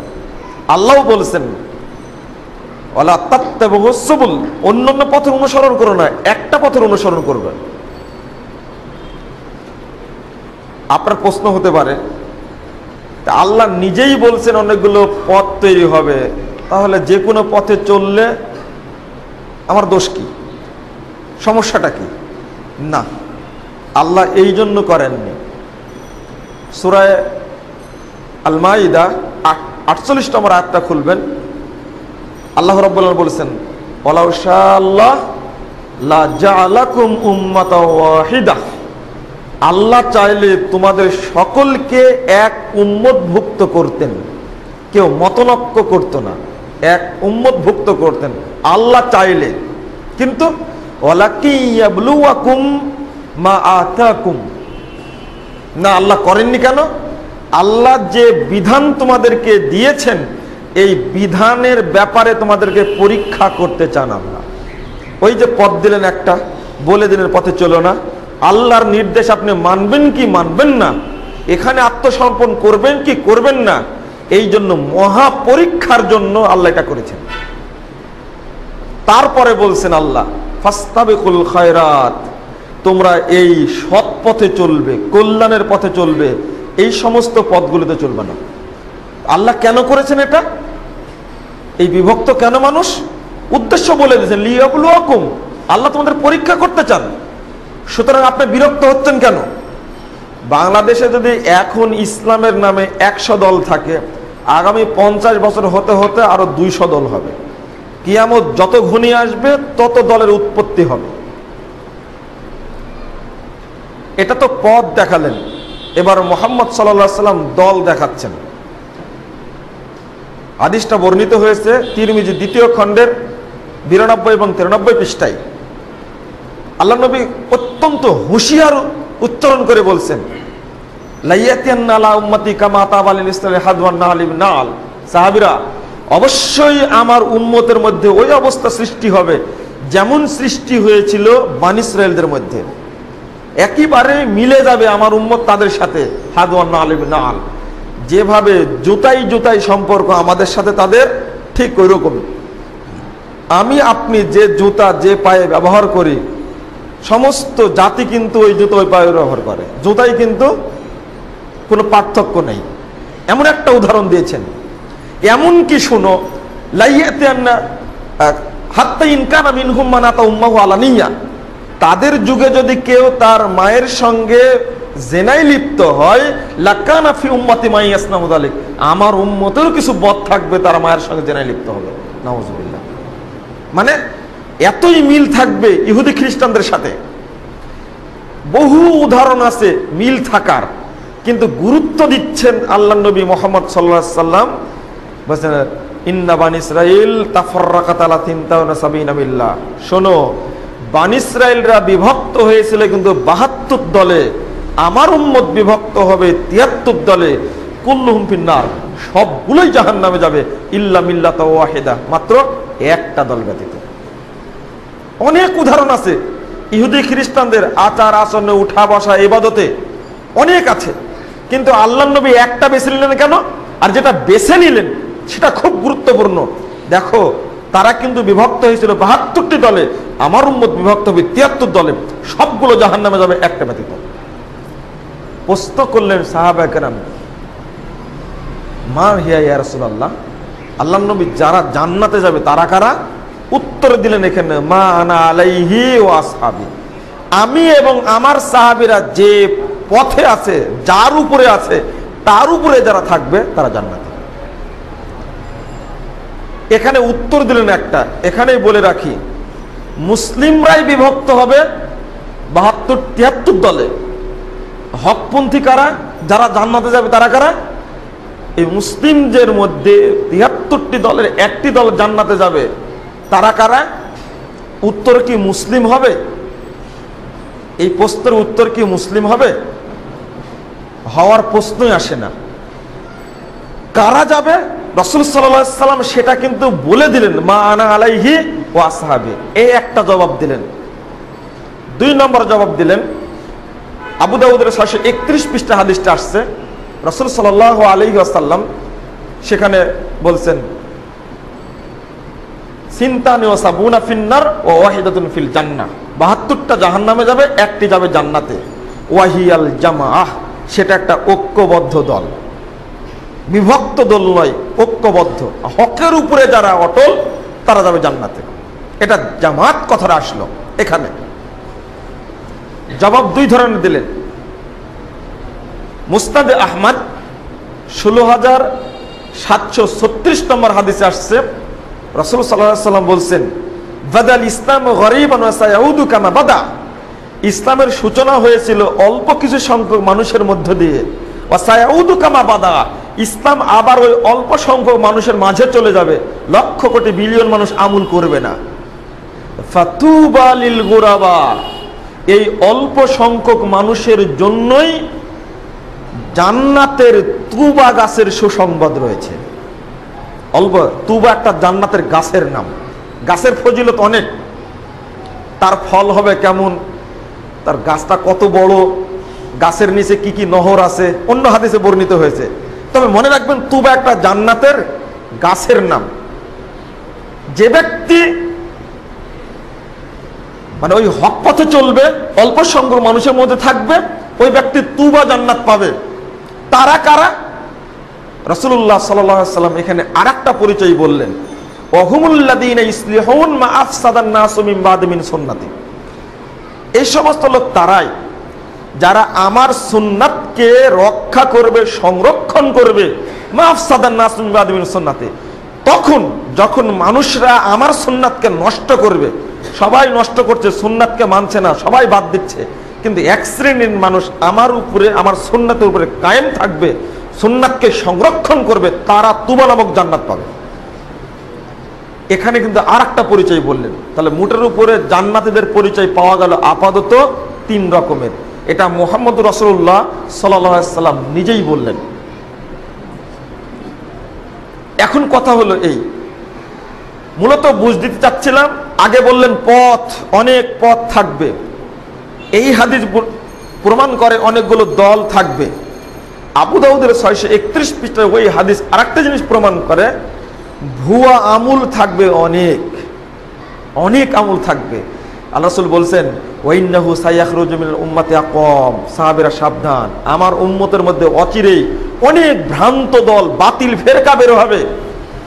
তাতাজারা বিহিম তিলকাল আহওয়া, এই দলগুলো বহু ভুয়া উদ্ভট আমল তৈরি করবে, সব জায়গায় ছড়িয়ে দেবে তারা।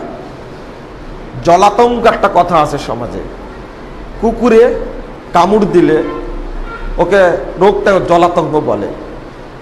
অর্থাৎ তার কাছে যদি পানি নিয়ে আসা যায়, ও দৌড় পানি খাবে না, ওর নামই হচ্ছে জলাতঙ্ক। এই কালাপ শব্দ ব্যবহার করা হয়েছে সেখানে। ওই ব্যক্তির শরীরে কোনো জায়গার বাকি থাকে না। ডাক্তাররা পরামর্শ দেয়, একে বাঁচানো যাবে না, ইচ্ছা করলে আমি একটা ইঞ্জেকশন দেব, মরে যাবে যদি অনুমতি দেন। আর বলে যে এই কিছুদিন বেঁচে থাকবে না, কারণ যে অবস্থাটা হয়েছে, গোটা শরীরে কোথাও কুকুরের বিষ ছড়তে আর বাকি নেই, একে বাঁচানো যাবে না। ঠিক এই ভ্রান্ত ফেরকাগুলো, দলগুলো এত ভুয়ামূল তৈরি করবে, মুসলিম সমাজকে একবার জলাতঙ্কের মতো তারা অসুখে পরিণত করবে।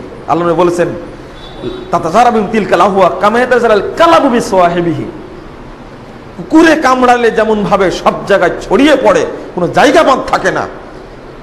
মুহাদ্দিসগণ বলছেন, পক্স বের হলে যেন কোথাও বাকি না থাকে। কালবের মানে কুকুর। কেন? জলাতঙ্ক হলে মানুষ যেন বাঁচানো যায় না। আপনি তো পান চিবাচ্ছেন আর বালখিল্য গল্প করছেন আর যে কোনো পথে চলছেন, কে কার মুরিদ তার হিসাব নাই। একটিবারই আমার ভাবিনি, চিন্তা করিনি যে আমি কোন পথে আছি, ভাবতে চাই না। একটা গড্ডালিকা প্রবাহের মতো গা ভাসিয়ে দিয়েছি, যেখানে সেখানে যাচ্ছি। রাসূল সাল্লাল্লাহু আলাইহি সাল্লাম কি উদাহরণ দিলেন, বাঁচার কোনো পথ থাকবে না, এরা তাই সৃষ্টি করবে। শেষ উদাহরণ হলো মুহাম্মদ রাসূলুল্লাহ সাল্লাল্লাহু আলাইহি সাল্লাম বলছেন, দুআতুন আলা বাবে জাহান্নাম মানাজাবাহু ইলা যাওকাদাফু ফিহা। সহিহ বুখারী, মূল বুখারীর 1049 পৃষ্ঠা খুলুন। রাসূল সাল্লাল্লাহু আলাইহি সাল্লাম বলেছেন, এমন একটা প্রেক্ষাপট তৈরি হবে, জাহান্নামের দরজায় আলেমরা থাকবে, থেকে ডাকবে, ডেকে বলে এদিকে আসো, এদিকে আসো। মানাজাবাহুম ইলাইহা, ওই ডাকে যারাই সাড়া দিবে, কদাফুহু ফিহা, ওই আলেমরা ধরে ওকে জাহান্নামে ফেলে দিবে। এই হাদিস প্রমাণ করে বহু শ্রেণী দায়ী থাকবে, আলেম থাকবে, যাদের ডাকে মানুষ সাড়াও দিবে, তারা জাহান্নামে দিবে। রাসূল সাল্লাল্লাহু আলাইহি সাল্লাম অনেক কথা বলেছেন, আমি 4টা জিনিস বের করেছি। এত সতর্কতা সত্ত্বেও আমাদের সমস্যাটা হচ্ছে কেন? বিভিন্ন পথে আর প্রত্যেক দিন এক একটা দর্শন জন্ম নিচ্ছে। আপনারা জানেন, প্রত্যেক দিন এক একটা দর্শন, ইসলামী দল বের হচ্ছে, হয়ে আমরা বিভ্রান্ত হচ্ছি। মৌলিক দল সামনের মধ্যে 4টি দলের ফায়সালা মুহাম্মদ রাসূলুল্লাহ সাল্লাল্লাহু আলাইহি সাল্লাম করে গেছেন। 4টি দলের ফায়সালা করে গেছেন। 1 নম্বর খারেজি, খারেজিরা জাহান্নামে যাবে, মুসলিমদের অন্তর্ভুক্ত। আল্লাহ রাসূল বলছেন খারেজিদের সম্পর্কে, ইবনু মাজাহ 173 নম্বর হাদিসটা খুলুন, বলছেন আল খাওয়ারিজ কিলাবুম মিনান নার। আমার উম্মতের মধ্যে যারা খারেজি হবে তারা জাহান্নামের কুকুর হবে। এরা জাহান্নামে যাবে, জাহান্নামের কুকুর হবে। কেন? মুহাদ্দিসগণ অনেক ব্যাখ্যা করেছেন, তার সারমর্ম বলতেছেন, এটা কুকুর মানুষকে কামড় দেয়, কুকুর জানে না ভালো লোক কোনটার পাগল কোনটা, কোনটা মুমিন আর কোনটা কাফের, এটা বুঝে না। ঠিক এই খারেজিরা যাকে তাকে কাফের বলবে, কে কাফের সে না বুঝেই কাফের বলবে ওদেরকে। হ্যাঁ, এক শ্রেণীর মানুষ আছে, এরাই আলী রাদিয়াল্লাহু আনহুকে হত্যা করেছে, এরাই উসমান রাদিয়াল্লাহু আনহুকে হত্যা করেছে, এরাই উমর ফারুককে হত্যা করেছে। কারণ এরা চূড়ান্তভাবে কাফের ফতোয়া দিয়েছিল 3 জনকে। মুসলমান রাসূল সাল্লাল্লাহু আলাইহি সাল্লাম বলছেন, দেখেন, যদি হকপন্থী দলটির নাম মুসলিম হবে, আল্লাহর নবী কোশ্চেন কালেও বলতেন না যে খারেজি যারা মুসলিম তারা জাহান্নামের কুকুর হবে, বলতেন না। পার্থক্য করছেন। শুধু তাই নয়, দেখো, ইয়াখরুজুনা আনিল ইসলাম কামা ইয়াখরুজুস সাহমু মিনার রামিয়া, এই খারেজের ইসলাম থেকে অনুরূপ বেরিয়ে যাবে যেভাবে তীর শিকার থেকে ভেদ করে বেরিয়ে যায়, তীরের সাথে কোনো কিছু লেগে থাকে না, ইসলাম থেকে ওরা অনুরূপ বেরিয়ে যাবে। শোনো, ওয়াইন আজাত্তুহুম, আমি আমার জীবনে যদি এদেরকে যদি পাই, লাআকতুলান্নাহুম কতলাদ, আদ জাতিকে যেমন আল্লাহ ধ্বংস করেছেন, আমি তাদেরকে হত্যা করে ধ্বংস করব। মুসলিম একটা দল, আল্লাহর নবী তাদেরকে হত্যা করতে নিজে চেয়েছেন। ওয়াইন ওয়াজাত্তুমুহু, আর তোমরা যদি পাও, ওয়াকতুলুহুম হাইসু সাকিফতুমুহুম, ওদেরকে যেখানেই পাবে সেখানে তোমরা হত্যা করো। ফালাকুম আজরু ইয়াউমাল কিয়ামা, কিয়ামতের দিনে ওই ব্যক্তির জন্য সবচেয়ে বেশি নেকি রয়েছে যে তাদেরকে হত্যা করবে। এক শ্রেণীর মানুষ খারেজি যাদের বলছেন ইয়াকরুনাল কুরআনা লা ইউজানুনা হানাজিরহুম, তারা কোরআন তেলাওয়াত করবে কিন্তু মুখ থেকে নিচ পর্যন্ত যাবে না, অর্থাৎ কবুল হবে না। তাহকিরুনা সালাতাকুম মা সালাতিহিম ওয়া সিয়ামাকুম মা সিয়ামিহিম ওয়া আমালাকুম মা আমালাকুম, তাদের আমলগুলো এত সুন্দর হবে, সালাতগুলো এত সুন্দর হবে, সিয়াম এত সুন্দর হবে, তোমরা দেখে মনে করবে আমাদের আমল কবুল হচ্ছে না। সালাত আদায় করবে, ভালো করে সিয়াম পালন করবে, তাদের সম্পর্কে বলছেন আমি পেলে ওদের হত্যা করব, তোমরা পেলে হত্যা করো। আর যে হত্যা করবে কিয়ামতের মাঠে তাদের জন্য সবচেয়ে বড় পুরস্কার রয়েছে। এক শ্রেণীর মানুষ, তাদেরকে বলছেন এরা মুসলিম না অমুসলিম? নিঃসন্দেহে মুসলিম, খারেজি। 2 নম্বর, 2টা দল। রাসূল সাল্লাল্লাহু আলাইহি সাল্লাম বলছেন 2টা দল সম্পর্কে। লা ইয়াদানি আলাইয়াল হাউদা ওয়া লা ইয়াদখুলানিল জান্নাহ আল কাদারিয়া ওয়াল মুরজিয়া। তাবরানী আওসাত 4202 নম্বর হাদিস। রাসূল সাল্লাল্লাহু আলাইহি ওয়াসাল্লাম বলেছেন, দুইটা দল হাউস কাউসারের দ্বারে আমার পানি পাবে না, ওরা জান্নাতেও যাবে না। দুইটা দল হলো একটা কাদারিয়া আর একটা মুরজিয়া। 4 নম্বর হলো শিয়া। এই শিয়ারা জান্নাতে যাবে না, শিয়ারার বাতিল ফেরকা। সহিহ বুখারীতে হাদিসটা আসছে 3104 নম্বর হাদিস, সহিহ বুখারী। আল্লাহ রাসূল বলছেন যে আমার পরিবারের মধ্যে একটা শ্রেণীর ফিতনা তৈরি করবে। আল ফিতনা কাকারদিশ শয়তান, শয়তান যেমন ফিতনা ছড়ায় আমার পরিবারকে নিয়ে একটা ফিতনা ছড়াবে। এটা হলো শিয়া। মানে শিয়ারা আহলে বায়েতের নাম নিয়ে যে বিশ্বে যা মানে এমন একটা বিভ্রান্তি সৃষ্টি করে গেছে, মুহাম্মদ সাল্লাল্লাহু আলাইহি ওয়াসাল্লাম পূর্বেই এদের সম্পর্কে সতর্ক করে গেছেন। উলামা কেরাম একমত। আজ থেকে 800 বছর পূর্বে ইবনু হাজাম আন্দালুসি রহিমাহুল্লাহ তার একটা কিতাবুল ফাসল ফিল মিলাল ওয়াল আহওয়া নিহাল, এই গ্রন্থের প্রথম খণ্ডের 371 এবং 72 পৃষ্ঠা আলোচনা করতে গিয়ে বলছেন, ওয়াকাত তুসাম্মা বিইসমিল ইসলাম মিন আজমা জামি ফিরাক আহলিল ইসলাম আলা আন্নাহু লাইসা মুসলিমান। তিনি বলেছেন, দেখো আজকের যুগে অনেক দলের ইসলামের নামে নামকরণ করা হয়েছে, কিন্তু এইগুলো কোনোটি ইসলামী দল নয়। মিসলু তাওয়াইফা মিনাল খাওয়ারিজ নাউযু বিল্লাহি মিনাল খাজলান। তিনি বলছেন এতগুলো দলের মধ্যে একটি দল হলো খারেজি নামে যত দল আছে এরা হলো সবগুলো অমুসলিম দল। তারপরে বলছেন নাউযু বিল্লাহি মিনাল খাজলান, আল্লাহর কাছে আমরা এদের প্রতারণা থেকে পরিত্রাণ ভিক্ষা করছি। আল মিলাল ওয়াল নিহাল একটা গ্রন্থ 2 নম্বর খণ্ডে 78 পৃষ্ঠায় আব্দুল করিম শাহরাস্তানি বলেছেন, ইন্না দাওয়া শিয়া লাইসাত হুজ্জাতান আলাল কুরআন ওয়া আলাল মুসলিমিন লিআন্না শিয়া গায়রু মুসলিমিন। গত পরশুদিন একটা সেমিনার ছিল সিলেটে, শিয়া আকীদা, ডক্টর সাইফুল্লাহ সাহেব ছিলেন আর আমি গেছিলাম সিলেটে। শিয়াদের সম্পর্কে কিছু তথ্য, এটা তো ফেরকাবন্দির আলোচনা করছি, শিয়াদের সম্পর্কে একটা তথ্য, আশ্চর্যজনক তথ্য যেটা আমরা জানি না, অথচ আজ থেকে 1000 বছর পূর্বে এদেরকে মুসলিম বলা হয়নি। যদিও আজকে আমরা ইরানকে নিয়ে খুব বেশি কথা বলে থাকি, না, ইরান অর্থাৎ শিয়ারা মুসলিমদের যত ক্ষতি করেছে ইহুদি খ্রিস্টানরা এই ক্ষতি কোনোদিন করতে পারেনি। বেশি না, 3টা কথা বলি আপনাদের সামনে। তিনি বলছেন, আব্দুল করিম শাহরাস্তানি বলছেন, শিয়ারা যা করে তা কোরআনেও পাওয়া যায় না, মুসলিমদের মধ্যেও পাওয়া যায় না। কেন? লিআন্না শিয়া গায়রু মুসলিমিন, কারণ শিয়ারা মুসলমান নয়। এটা আজকের কথা না, আজ থেকে 800 বছর আগের কথা। 1258 খ্রিস্টাব্দে বাগদাদের আব্বাসীয় খেলাফত ধ্বংস হয়েছে এদের কারণে। একটি নয়, দুইটি নয়, একজন নয়, দুইজন নয়। 1258 খ্রিস্টাব্দের 14, 15, 16 3 দিন ফেব্রুয়ারি, এই 3 দিনে 40 লক্ষ মুসলমানকে হত্যা করা হয়েছে। অনুরূপভাবে তুরস্কের ফাতেমা খেলাফত ধ্বংস হয়েছে শিয়াদের কারণে।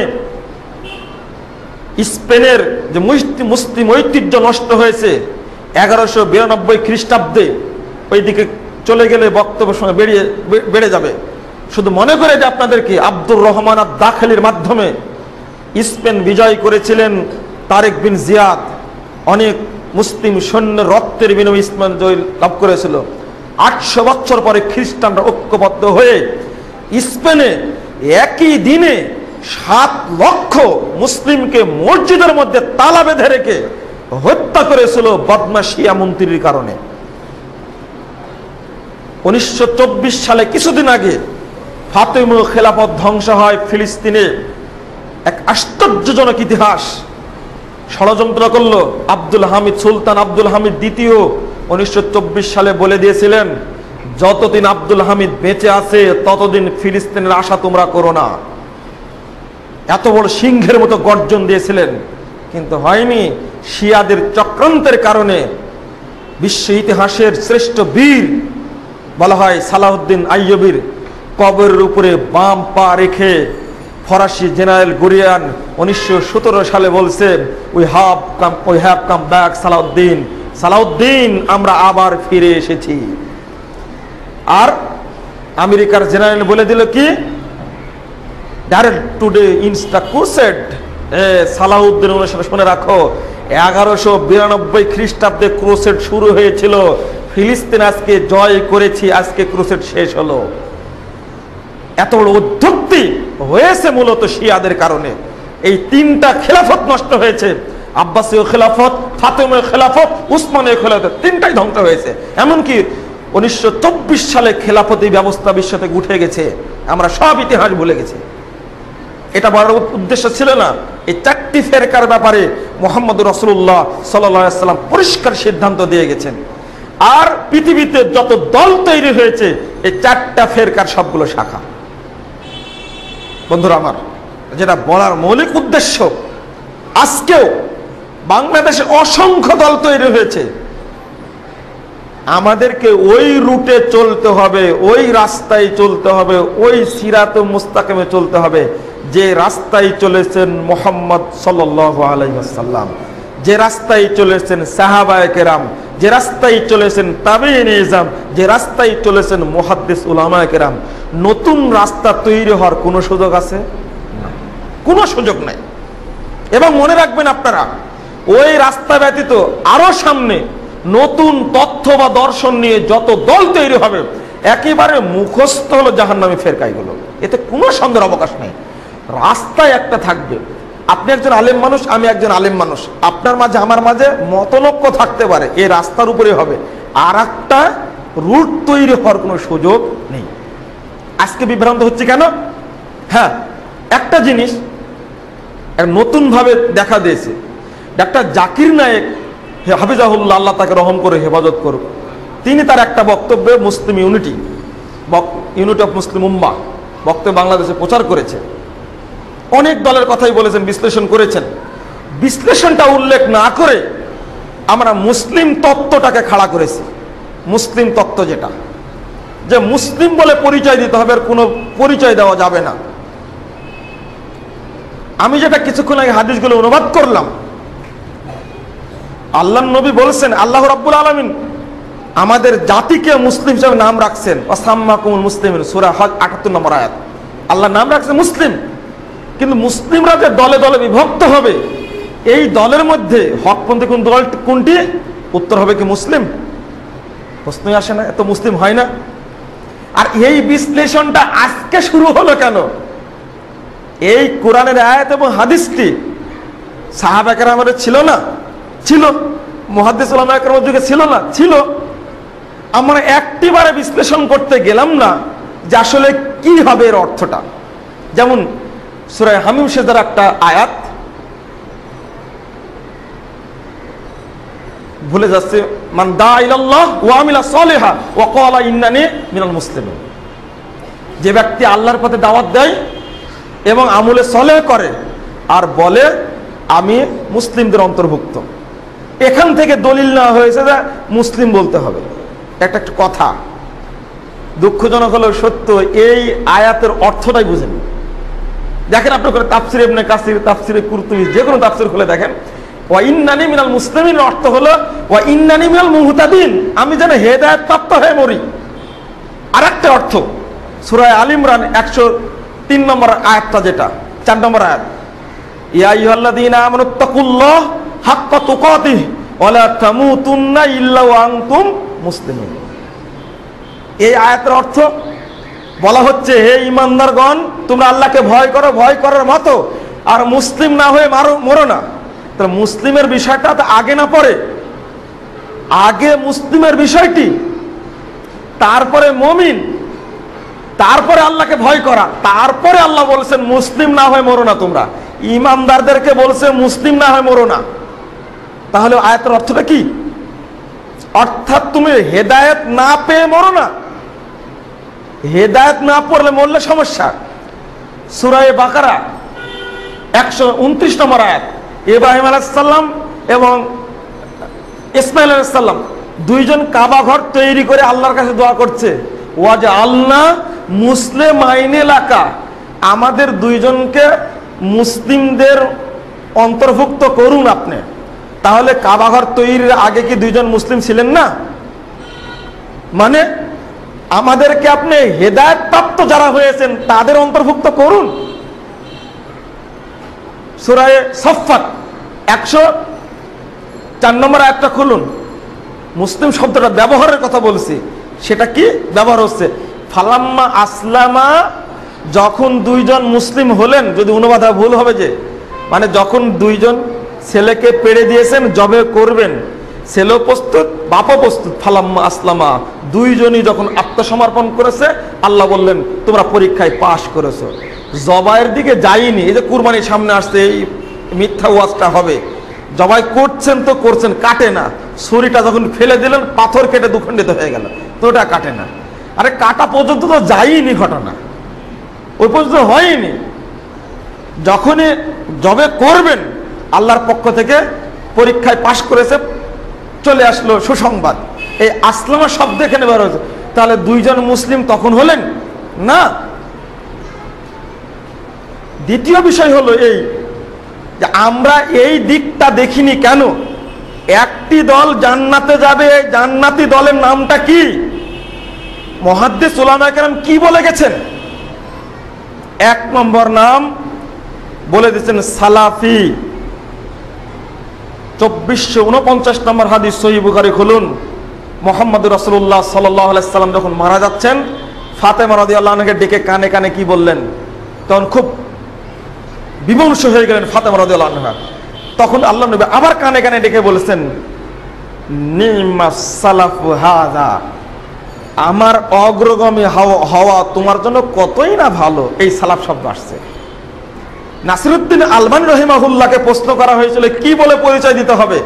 তার একটা ফতোয়ার গ্রন্থ প্রথম খণ্ডের 22 পৃষ্ঠা খুলুন, একটা বিস্তারিত প্রশ্নের আলোচনা করেছেন। আমি সালাফি বলবো না মুসলিম বলবো না কি বলবো না আহলে হাদিস বলবো, তিনি বিস্তারিত আলোচনা করেছেন। 270 নম্বর হাদিস সিলসিলা সহিহের মধ্যে 9 পৃষ্ঠা আলোচনা করেছেন, 9 পৃষ্ঠা আলোচনা করেছেন এই মর্মে। আমরা এই দিকে না গিয়ে, সবারই তো একটা চিন্তার বিষয়, মুসলিমরা বিভক্ত হবে 73 দলে, সব জাহান্নামে যাবে, একটি যাবে জান্নাতে। সেই দলটির নাম কি মুসলিম? না, প্রশ্নই হতে পারে না। এখন যদি আমাকে প্রশ্ন করেন যে আপনি সালাফি না বাংলাদেশি, আপনি সালাফি মানে আহলে হাদিস না বাংলাদেশি, আপনাকে এটা জিজ্ঞেস করলাম না। যদি জিজ্ঞেস করি আপনি মুসলমান না বাংলাদেশি, উত্তর কি হবে? যদি বলেন যে আমি মুসলিম, তাহলে কি আপনি বাংলাদেশি নন?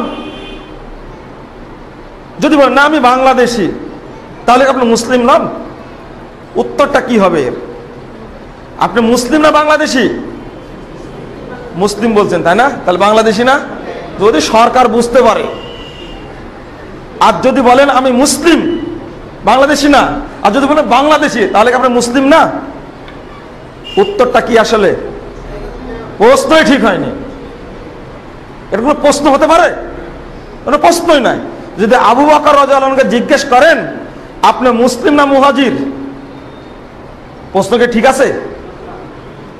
উনি তো মুসলিম আর মুহাজির, প্রশ্নটাই করা ঠিক হয়নি। আশ্চর্য। এখন যদি আপনাকে জিজ্ঞেস করি, যদি আমি জিজ্ঞেস করি আপনি আপনার বাপের সন্তান না মায়ের সন্তান, উত্তর কি? বাপের সন্তান। উভয়েরই তো সন্তান আমি। আগে প্রশ্নটা দেখতে হবে আমাকে, যে প্রশ্নটা ঠিক আছে কিনা। আজকে এই প্রশ্নে আপনাদেরকে জর্জরিত করে ফেলেছে যে এগুলো বলা যাবে না, তো একদম মুসলিম বলতে হবে। কিন্তু মায়ের চাইতে মাসির দরদটা বেশি। আপনারা ইসলামিক টিভি যখন চালু ছিল শুনেছেন, জাকির নায়েকের এই ইউনিট অফ মুসলিম উম্মাহ, মুসলিম উম্মার ঐক্যর শিরোনামটা আলোচনা যে অ্যাডটা দিত, এই অ্যাডের মধ্যে শব্দ উল্লেখ করেছে আপনি সালাফি, আপনি আহলে হাদিস। আপনারা যারা শুনেছেন তারা বলতে পারবেন এটা অ্যাডে তো বহু জিনিস যোগ করার দরকার ছিল, এটা যোগ করলো কেন? বেশি উৎসাহিত কেন? অথচ একটা জিনিস জেনে রাখবেন, আপনি আহলে হাদিসকে চিনেন না, সালাফিকে চিনেন না, তারপরে আনসারুস সুন্নাহকে চিনেন না, আপনি মোহাম্মদীকে চিনেন না, আপনি আসহাবুল হাদিসকে চিনেন না, আপনি আহলে ইলমকে চিনেন না, কাউকে চিনেন না। কোরআন এবং সহিহ হাদিস বিশ্লেষণ করে সালাত শুরু করেন আপনি। এই বাংলাদেশের যে কোনো মসজিদে যান, জায়গা আপনি পাবেন না, ভাষণ থেকে আসেন আপনাকে কিছু বলবে না। মোহাম্মদপুরে যান, আপনাকে কিছু বলবে না। আপনি বংশাল মসজিদগুলোতে সালাত আদায় করে আপনাকে কিছু বলবে না।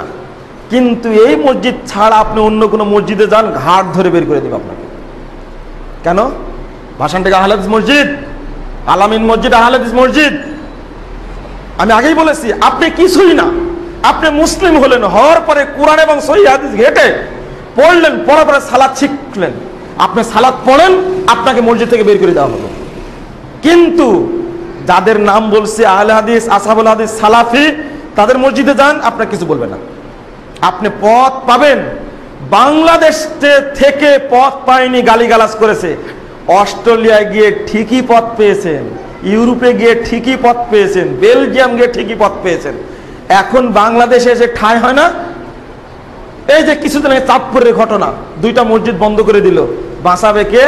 সৌদি আরব থেকে এসে মসজিদ তৈরি করে একেবারে কোরআন এবং সহিহ হাদিস অনুযায়ী তারাবিও পড়তে দেয়নি, মসজিদ তালা লাগা দিতে জজ সাহেব এসে। বাঁচাবে কে? তখন ফোন দাও, কোথায় আছে এই ধরনের লোক, আগে যাচাই করো। এসপি সাহেব বলছে আপনারা যেভাবে আমুল করেন, বাংলাদেশে যেন আমুল নাই। নাই মানে খুঁজে বের করে কোথায়। তখন ঠেলাই পড়লে খুঁজে বের করেন কোথায় আহলে হাদিস আছে, কোথায় সালাফি মসজিদ আছে।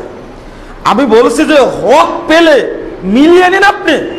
উদাহরণটা কেন বললাম, চলুন এবার উদাহরণ দিতে যে মুহাম্মদুর রাসূলুল্লাহ সাল্লাল্লাহু আলাইহি সাল্লাম যে কথা বলেন, একটি দল জান্নাতে যাবে, তারা কারা? আল্লাহর নবীর একটা হাদিস পাওয়া যায়, বাইহাকির 1741 নম্বর হাদিস। সেখানে আবু সাইদ খুদরিকে ওসিয়ত করে গেছিলেন। সেই হাদিসে শেষে আসছে, ফাইন্নাকুম খুলুফুনা, তোমরা আমাদের পরবর্তী উত্তরসূরি, ওয়া আহলুল হাদিসে বাদানা। এই হাদিসকে অনেকে হাসান বলেছেন। নাসিরউদ্দিন আলবানী রাহিমাহুল্লাহ এটাই নিয়ে এসেছেন 2270 নম্বর হাদিসের সিলসিলা সহিহা। এখানে আহলে হাদিস শব্দ আসছে। আর সালাফি কথা বললাম, আগেই বলে সহিহ বুখারী থেকে, সালাফি পূর্বসূরি যারা অগ্রগামী তাদেরকে সালাফি বলা হয়।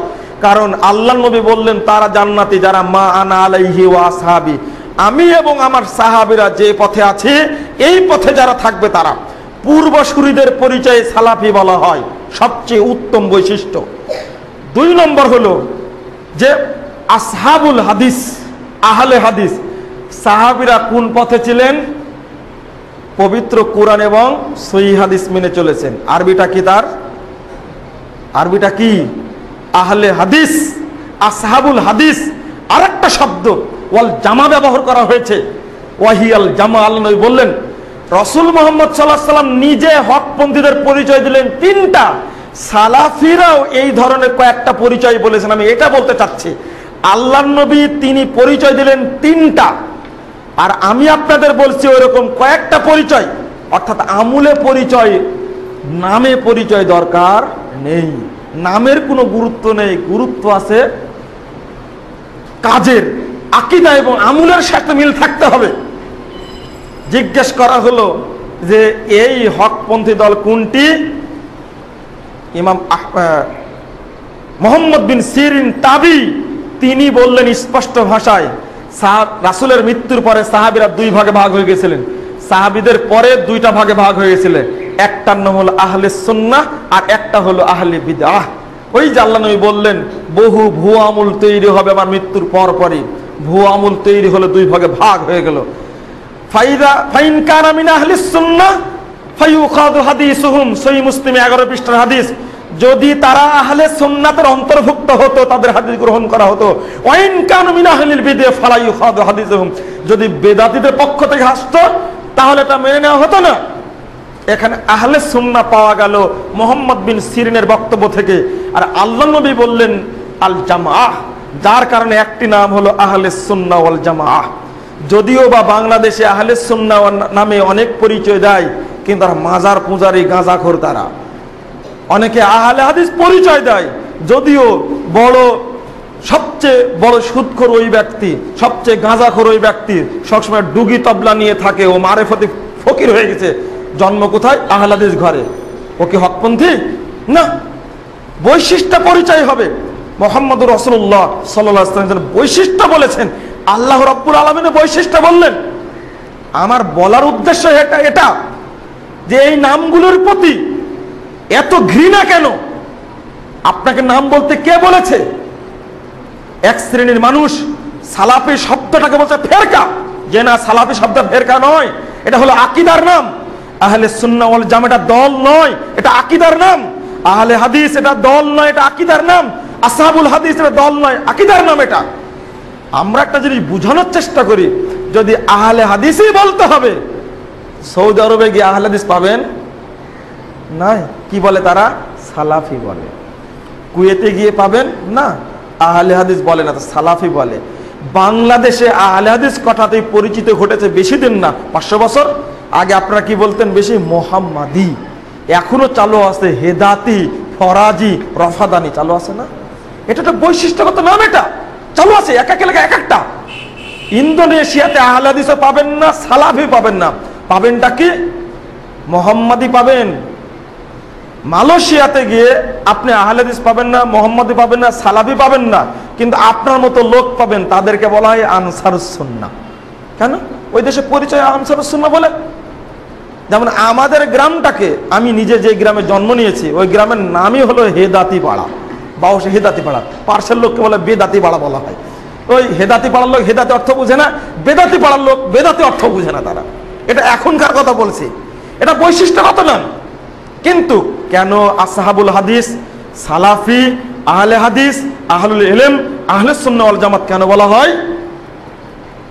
প্রশ্ন করলেন ইমাম আহমদ বিন হাম্বলকে, দলটি কারা? ইমাম আহমদ বিন হাম্বল জবাব দিচ্ছেন, ইল্লাম ইয়াকুনু আসহাবাল হাদিস ফালা আদরি মানহুম। তারা যদি আসহাবুল হাদিস না হয় আর কোন দল সেটা আমি জানি না। এমনি হয়েছে।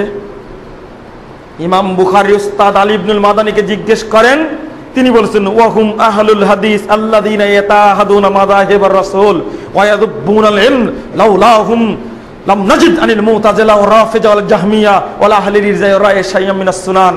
তিনি বলছেন এই হকপন্থী দলটির নাম হলো আহলে হাদিস। যদি তারা না হতো, রাফিজি বলো, মুরজিয়া বলো, জাহমিয়া বলো, কাদারিয়া বলো, আরো যত ইসলামের নামে দল আছে, তাদের কারো কাছ থেকে ইসলাম আমরা পেতাম না। ইমাম আবু দাউদ, 6 জন শ্রেষ্ঠ মুহাদ্দিসের মধ্যে ইমাম আবু দাউদ, তার লকবই হলো ইমামু আহলিল হাদিস।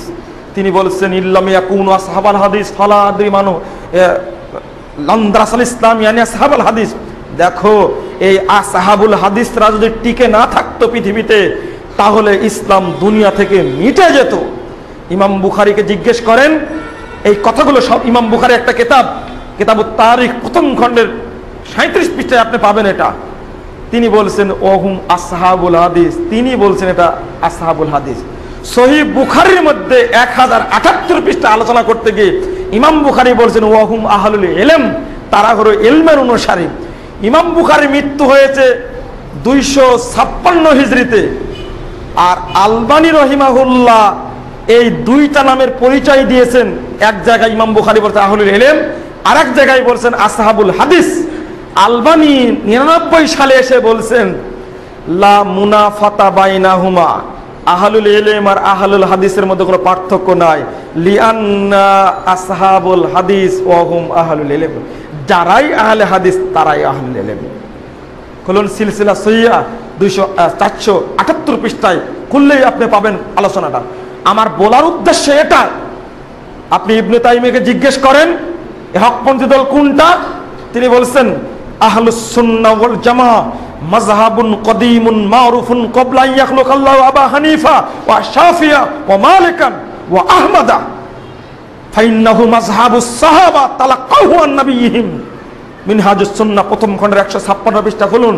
তিনি বলছেন আহলে সুন্নাহ ওয়াল জামাআহ এই মাযহাবটি অতি পরিচিত, পুরাতন, প্রাচীন মাযহাব। ইমাম আবু হানিফা, ইমাম মালিক, ইমাম শাফি, ইমাম আহমদকে আল্লাহ সৃষ্টি করার বহু পূর্বে থেকে চালু আছে। ফাইন্নাহু মাযহাবুস সাহাবা, এটা মাযহাব হলো সাহাবীদের মাযহাব। তালাক্কাহু আন নাবিয়িহিম, সাহাবীরা পেয়েছিলেন তাদের নবী থেকে। ওয়াহিয়াল জামাআহ, এর অর্থ করতে গিয়ে বলছেন একই পৃষ্ঠায় তিনি বলছেন গোটা পৃথিবীর মানুষের মধ্যে মুসলমানদের যেমন স্থান শ্রেষ্ঠ, অনুরূপভাবে মুসলমানদের মধ্যে সর্বশ্রেষ্ঠ স্থান হলো আহলে হাদিসের স্থান। ওই একই পৃষ্ঠায় বলছেন এটা। আপনি আমাকে যদি বলেন যে আহলে হাদিস বলে আপনি পরিচয় দেন কেন, আমাকে যদি বলেন সালাফি বলে পরিচয় দেন কেন, আমি বলতে চাই আপনাদেরকে, মুহাদ্দিস উলামায়ে কেরাম আজ পর্যন্ত বলেননি। আমি বেশি ক্ষিপ্ত হয়েছি যখন নাসিরউদ্দিন আলবানীর মতো একজন ব্যক্তি তিনি দুঃখ প্রকাশ করে বলছেন, কোন ব্যক্তি যদি মুসলিম বলে পরিচয় দেয় ওই ব্যক্তি বিভ্রান্ত হবে, কারণ ও খারেজে মুসলিম না শিয়া মুসলিম না জাহমিয়া মুসলিম না কাদারিয়া মুসলিম না মুজাসসিমা মুসলিম না সাবি মুসলিম না রাফেজি মুসলিম, কোন মুসলিম সে? আর যদি নিজেকে বলে আনা সালাফি আর তার বৈশিষ্ট্যের সাথে মিল থাকে, তাহলে সেটাই হবে হক পথের পরিচয়ের মূল আসল পরিচয়। তিনি বলছেন আজকে এই পরিচয় দেওয়ার মাধ্যমে অসংখ্য অশিক্ষিত এবং সাধারণ লোকদেরকে মূল পথ থেকে সরে নেওয়ার একটা বড় ধরনের একটা কৌশল তৈরি করা হয়েছে। এবং এই সমস্ত অত্যন্ত প্রসিদ্ধ সম্মানজনক যুগ যুগ ধরে পরিচিত এই সম্মানজনক নামগুলোকে তারা কলঙ্ক করার চেষ্টা করছে। এই জন্য আমি বেশি দুঃখ পেয়েছি। অতি বাস্তব কথা, জাকির নায়েক যতটা না উৎসাহী ততটা উৎসাহী আমি। মাঝখানে একটা কথা বলেছি, মায়ের চেয়ে মাসির দরদ বেশি। আমরা পিস টিভির আলোচক, আমাদের সঙ্গে জাকির নায়েকের সম্পর্ক আছে, আমরা বক্তব্য দিই, আমরা এক সময় যাই, বছরে একবার সাক্ষাৎ হয়। আমাদের দরদের চেয়ে অন্যদের দরদটা বেশি হয়েছে। অথচ পিস টিভি খুললে কাকে পাওয়া যায়?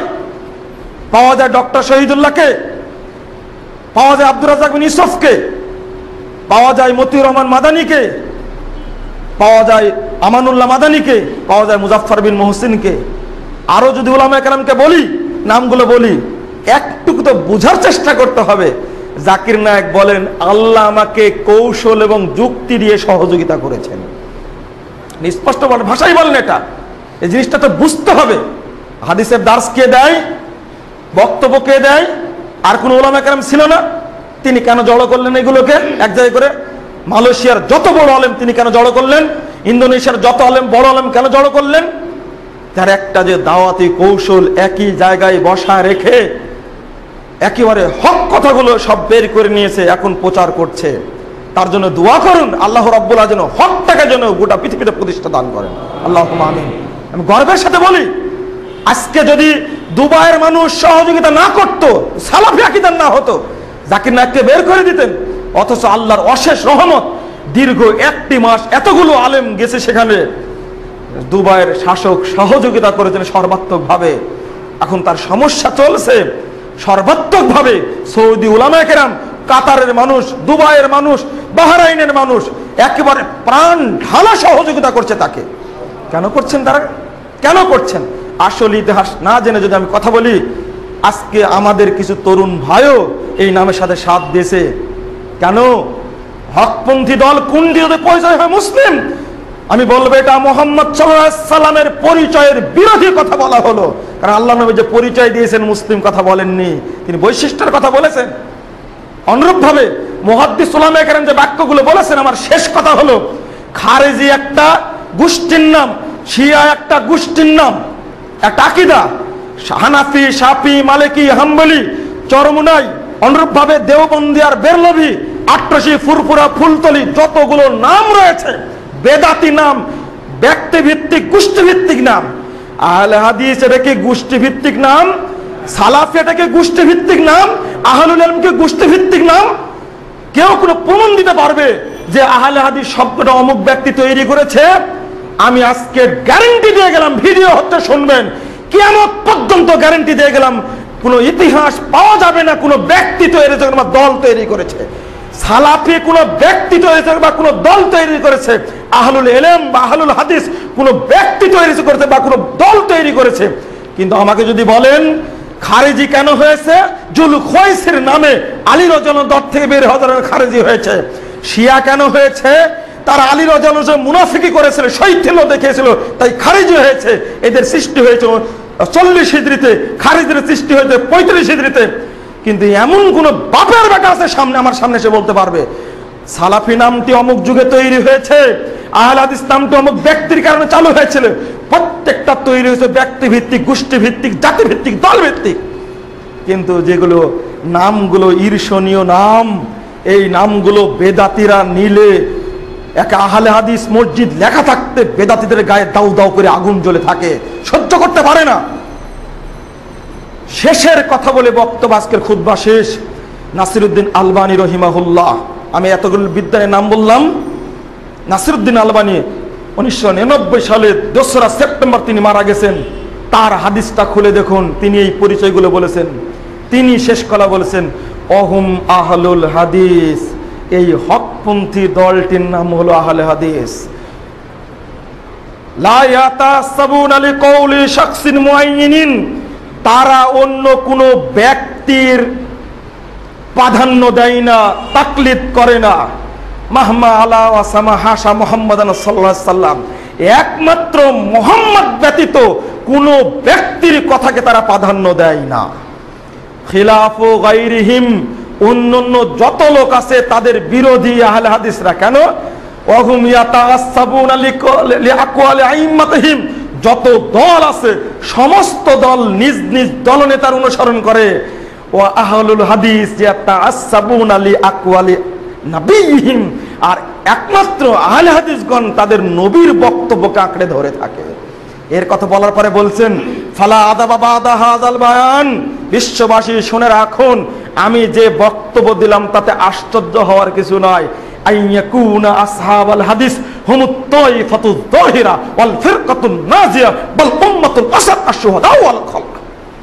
যখন আলবানির কথাটা বলি, গায়ের রগ একটাও ঠিক থাকে না, এমনিতেই তাজা হয়ে যায়। এরপরে বলছেন, কোনো সন্দেহ নেই, আহলে হাদিসরাই হলো মুক্তিপ্রাপ্ত দল, তারাই হলো মধ্যমপন্থী ফিরকায়ে নাজিয়া বাল উম্মাতুল আসাদ, তারাই হলো শ্রেষ্ঠ কাফেলা। আগামীকাল কিয়ামতের মাঠে প্রত্যেক উম্মতের পক্ষে থেকে রাসূল মুহাম্মদ সাল্লাল্লাহু আলাইহি সাল্লামের সাথে সাক্ষী দান করবে আহলে হাদিসরা। বলুন আলহামদুলিল্লাহ। পরিচয়, নামের কথা শেষে বলছি, নামের কথার দরকার নাই, আপনি পরিচয়ের সাথে মিলিয়ে দেখুন, কোরআন এবং সহিহ হাদিস ঘেঁটে আমল করুন, দেখবেন আপনার স্থান কোথাও হবে না বাংলাদেশে, আপনার স্থান হবে ওই জায়গায় যেখানে নাম আছে সালাফি, আহলে হাদিস, আহলুল হাদিস।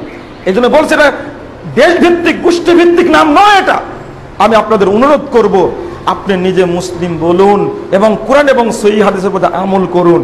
এই নাম পিঠে লাগিয়ে মানতে হবে এটা শর্ত নয়। শর্ত 1 নম্বর, কোরআন এবং সহিহ হাদিস মানতে হবে, এটা হলো মৌলিক শর্ত। যুগ যুগ ধরে এই ঈর্ষণীয় নামগুলো থাকার কারণে আপনারা যে যারা পরিচয় দিয়ে গেছেন, ইমাম বুখারী পরিচয় দিয়ে সালাফি, ইমাম মুসলিম পরিচয় দিয়ে সালাফি, তাদের মুহাদ্দিস উলামায়ে কেরাম সবাই পরিচয় দিয়েছেন আসহাবুল হাদিস, আহলে সুন্নাহ বলে। আজকে নামগুলো দোষ হয়ে গেল। আল্লাহ রাব্বুল আলামিন যেন আমাদের সকলকে সিরাতুল মুস্তাকিমের উপরে কায়েম থাকার তৌফিক দান করেন, আল্লাহুম্মা আমিন। আজকে বাংলাদেশে কিছু দল বের হয়েছে, হওয়ার কারণে আজকে কোরআন এবং সহিহ সুন্নাহপন্থী যারা দাওয়াতি কাজ করে, দাওয়াত দিচ্ছে, তাদেরকে গোয়েন্দা নজরদারির মধ্যে ফেলা হচ্ছে। আমি অনুরোধ করে বলতে চাই, এক সময় এসেছিল আহলে হাদিসের উপরে খড়ক তৈরি হয়েছিল, আল্লাহ রাব্বুল আলামিন আসমান থেকে মদদ দিয়ে তাদেরকে হেফাজত করেছেন। আলহামদুলিল্লাহ বলতে হয়। সে সময় যে অবস্থা, আব্দুল্লাহ আল কাফি আল কুরাইশি, তারপরে যত উলামায়ে কেরামের বই, মৌলানা আকরাম খান রাহিমাহুল্লাহ, ওই ইতিহাস অন্যদিন বলবো ইনশাআল্লাহ, তাদের বইগুলো মানুষ কাছে রাখতে পারেনি, মসজিদে মসজিদে, বাজারে বাজারে তল্লাশি করে সবগুলো মানুষ নষ্ট করে দিয়েছে। আগে প্রশাসনকে বুঝতে হবে, আকীদাগত দিক বুঝতে হবে। চ্যালেঞ্জ করলাম, কিয়ামত পর্যন্ত চ্যালেঞ্জ থাকবে।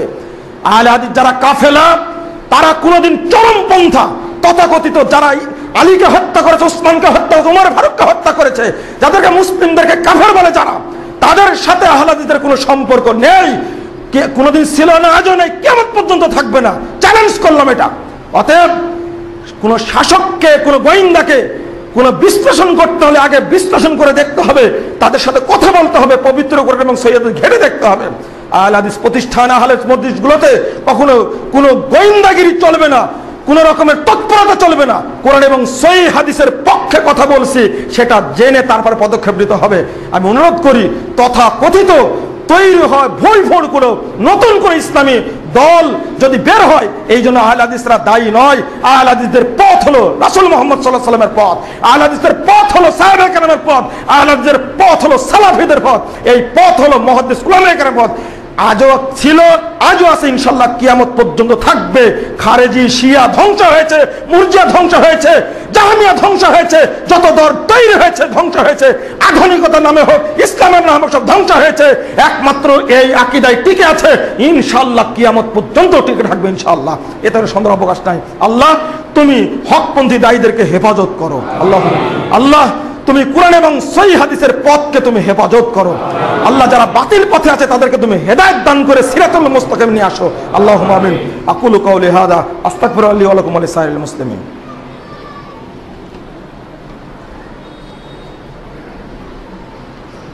আলহামদুলিল্লাহ ওয়াহদা ওয়াসসালাতু ওয়াসসালামু আলা মান লা নাবিয়্যা বাদা। আল্লাহুম্মা সাল্লি আলা মুহাম্মাদিন ওয়া আলা আলি মুহাম্মাদ কামা সাল্লাইতা আলা ইব্রাহিম ওয়া আলা আলি ইব্রাহিম ইন্নাকা হামিদুম মাজিদ।